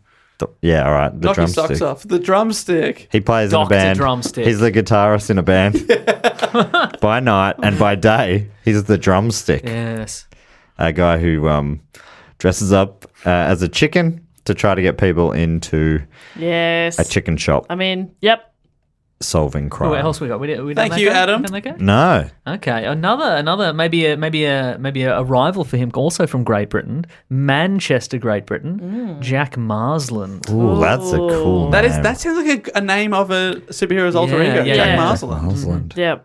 Some Okay. sort of journalist. Kangaroo Jack Marsland. He went from Manchester once when he was a kid and he studied with kangaroos. Oh, Until his jump rivaled theirs. Matt, you're thinking of The kangaroo, Kangaroo, sorry, yes I yeah. am. Oliver. I thought I was on a real hot streak of creativity. no. First thing you Absolutely first thing you not. come up with, Jess, come on. Jack Marsland, who is he? Tree boy. I like that. I am Groot. Good, good, good, yeah. I panicked. Maso, quick, first thing, come on. Tree man. Oh. I am Groot. Groot. Dave, what about Something about a Martian. Martian. Yeah, I was Mars. the Martian? Matt Damon. Yes. The Marshmallow Martian. Ooh, puffy. Adorable. Yeah. Delicious. When he gets angry, Probably he got a puffs up disease. Yeah, Puffs up like a puffer jacket. yeah. like a marshmallow. No, the human puffer jacket. The pufferfish. Yes. Yes, the puffer fish. The puffer fish. Wow. Now we've got it. Yeah. It's the most complicated backstory yet. Jack Why do they call Marsland, you the puffer fish? Well, my name's Jack Marsland. Sounds a bit good. like a Martian. Thank you, Jack Marsland. Hopefully see you in Manchester sometime soon. Yes. All right, I'm going to bring it home with a couple of names here. I'd like to thank, all the way from Leicestershire, also on Team GB, I would like to thank Nick Thompson. Tomo. Tomo. Emma Thompson. Okay. Nice. Yeah, that's Okay, good. she's won 2 Academy Awards. She was from the Footlights. Oh, I thought we were just going with Emma Thompson. That would have been great. My brainstorming sessions only go one step. Emma Thompson, here we go. I like it. We like to take it 8 more unnecessary Oh, steps. nice. You're right, she was in the Footlights. Footlights with Stephen Fry, frying pan, eggs, Peter eggs Pan. Benedict Cumberbatch, the Cumber Band, Pope Benedict the 16th, Pope. Pope, The the holy roller, Yes, the Holy Roller. holy roller, Rolling pin. rolling pin, the That's pin, The weapon. yeah, pin The of Holy Roller uses the pin of destiny. yes. Oh, nice. Good. Stanley would have done it. Back in the 60s, nothing was taken. Like now it's like, oh, Marshman. Now that's taken Marshland. No, but back in the 60s, Yeah. nothing was taken yet. Yeah, that's you can true. Just think, Iron Man. Yes! Make it happen. Nick Thompson, holy roller with the rolling pin of destiny. That's awesome. Thanks, Nick. Great to have you on board. And finally, I would like to thank from Mitchelton? Does it have a question mark at the end of It that? does here. In Queensland. I haven't heard of that place before. Mitchelton. And I would like to thank from Mitchelton in Queensland, Joe Penning. Oh. Penne. Oh, Pasta. pasta. So we're thinking Italian. Yeah, Oh, that's Italiano. right. Yeah. Okay. Which I think all right. Italy shaped like a boot. Boot. Boot. Yeah. Their Oh. boot strap. Strapper. Strapper. Strapping young lad. Strapper Joe. The strapper. What is she? Is that a horse? That's I a don't horse, know. isn't I it? don't know what that is. Mitchelton, it's a Brisbane suburb. Ah. Great to have you support, Joe. Joe. Are we going with the strapper? The strapper, like the horse? Yeah. Like a farrier? Is The that? horse whisperer. Oh, no, farrier's the foot shoe. horse shouter. Horseshoe. The shouter. Horse shouter. Or shouter. Buys angry- horses' beers. Is at the bar. Yep. The horse shouter. Wow, Joe, you're a good bloody person. Yes. Never seen a horse. I haven't shouted. Horse walked into a bar, Joe bloody shouted him. End of issue 1. Good God, stuff. comic books would have been so easy in the 60s. No, right. The horse shouter. We could Has have that been been there. taken? No. It's ours. Copyright. Don't take it. Yep. Now, if we It's combine ours. them all, they are the real Avengers. That's Oh, right. yes. People can draw out there. Can someone it put that happen. together? Please. It's all we ask is you get 8. You draw 8 completely original superheroes to our specifications. That's all. It's all. all we want. Please. Have we ever asked anything of you? Never. Particularly the person I haven't asked anything of before listening? Have I? Particularly the any of one- these people providing money. Have we ever asked for anything? Money. I think the least Lot of they money. deserve is for you, whoever's listening to this and taking this seriously, Yep. to draw them into the thing that we said just Yeah. before. The horse whisperer, shouter, The Holy Roller. holy roller. The pin of destiny. Then we had the bath bomb. Oh, yeah, we had the bath bomb. I've already forgotten all We of had these. Something was the the Mas Mas Missouri. Oh, Mas Missouri. We had the Never Bester Nesta, How do you draw that? the drumstick. We had the Human swan. human swan. we forgot the human. Oh, how could we Human forget the swan human is so swan? good. Where do we get to with Marsland? The pufferfish. Yes, of course. Oh, it's fun to reminisce. Obviously, the pufferfish. The pufferfish. And then Nick Thompson was the Holy Roller. And of course, we finished with Joe Penning, the most recent one, The horse shouter. the horse shouter. Put them all together, and what have you got? The most undefeatable team ever put together. Yes. What's that tagline they use for the most recent Avengers film? It was all like, they said that this is the bet, and there's that meme. Yeah. Melbourne. All I know is Melbourne's all in. Melbourne is definitely all in for this. Yes. Do you reckon anyone's listened this far? God, I hope not. I hope so. This is some great I haven't been content. listening for the last half hour. Thanks so But much. that's if you where have made my it. report was in the last half hour.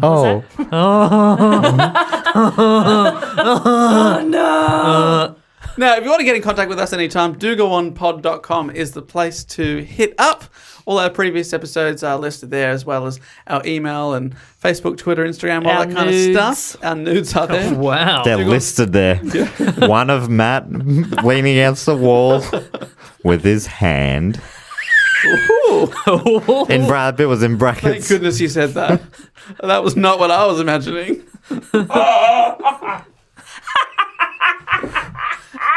Oh We need to boy. get out of here. Yeah. And of course, if you want to, If you want anyone who wants to draw that, if anyone wants to draw Matt's nudes, hit us up. Please don't do that. Do that. we've got to tell you to listen to Nick Mason and Mr. Sunday Movies fabulous podcast. The They don't Weekly need our Club. help. No, we can do it. It is so good. What? Will you know what this week's episode We're is? either going to be talking about Ocean's 8, which Ooh. is the new Oceans movie. Yeah, that's right. Yeah. Have you seen it yet? I have seen it. I liked it. And or we're going to be talking about Upgrade, which is the new movie by Lee Winnell from the Saw movie franchise. Oh, cool. And Recovery on Australian Oh, TV was in the he? 90s. Yeah. Wow, okay. He was the movie reviewer on Oh. Recovery. Upgrade, what's that about? It's about a man. Oh, wow. Yeah, I don't want to give too Did much away. Stan Lee obviously. come up with that? Have you seen the film? Yeah, I saw it just earlier. Does he have he's in some sort of car accident? And then they rebuild him? Sort of, yes. No, you're thinking of Because, I mean, Hawkeye. And then Because It's a I revenge auditioned film. for the role of the weird guy Yes. that puts things... Really? The Okay. implant in You people. could I have been that cannot. weird Yeah, guy. I'm going to Wow. say you are. I picked up the script, first page, it described it as a small Indian man, and I was like, I don't think I'm going to get the Oh, role. he's not. And a small Indian man didn't get the role. So Oh my goodness. Who? But- Caucasian man. Was he a little bit weird? Because that's how I played He's it. extremely I was- weird. He's very- very, no, very- not that weird. Did you play it weird? I was very uptight. And Oh, yeah, it was that. What do you mean hopefully, was? hopefully they've destroyed that video. I do not want anyone to see Or that. hopefully, when we talk to him later in the week, we can yes. we can get it off him. Oh, you've got Lee Winnell coming in. We might do, yeah. sick. Oh, we're gonna get Oh, him. how cool. Ask him about Recovery. That won't be tedious for him. Okay. No, don't ask about Recovery. Ask him to give me some notes on how next time I could get that role. All right. Yes, use your time wisely. Well, I'll do that. Yeah. You're pointing at him very threateningly. Sorry. So I'm looking at Lee Finger Winnell. gun. He's embodying the role Yeah, that he yeah. didn't get. A weird Yeah. man. I'd love to see it, see how it turned out, because I read the whole script. Anyway, it seemed fun. No, it's fun, all right. It's fun. Very, very cool. Thanks so much for listening, everyone. We'll be back next week with another episode. Who knows? Will we hit the 2.5 hour mark? We'll find out then. Thanks so much, and until then, I will say goodbye. Laters. Bye. Thanks, Maso. Thanks, guys. Bye.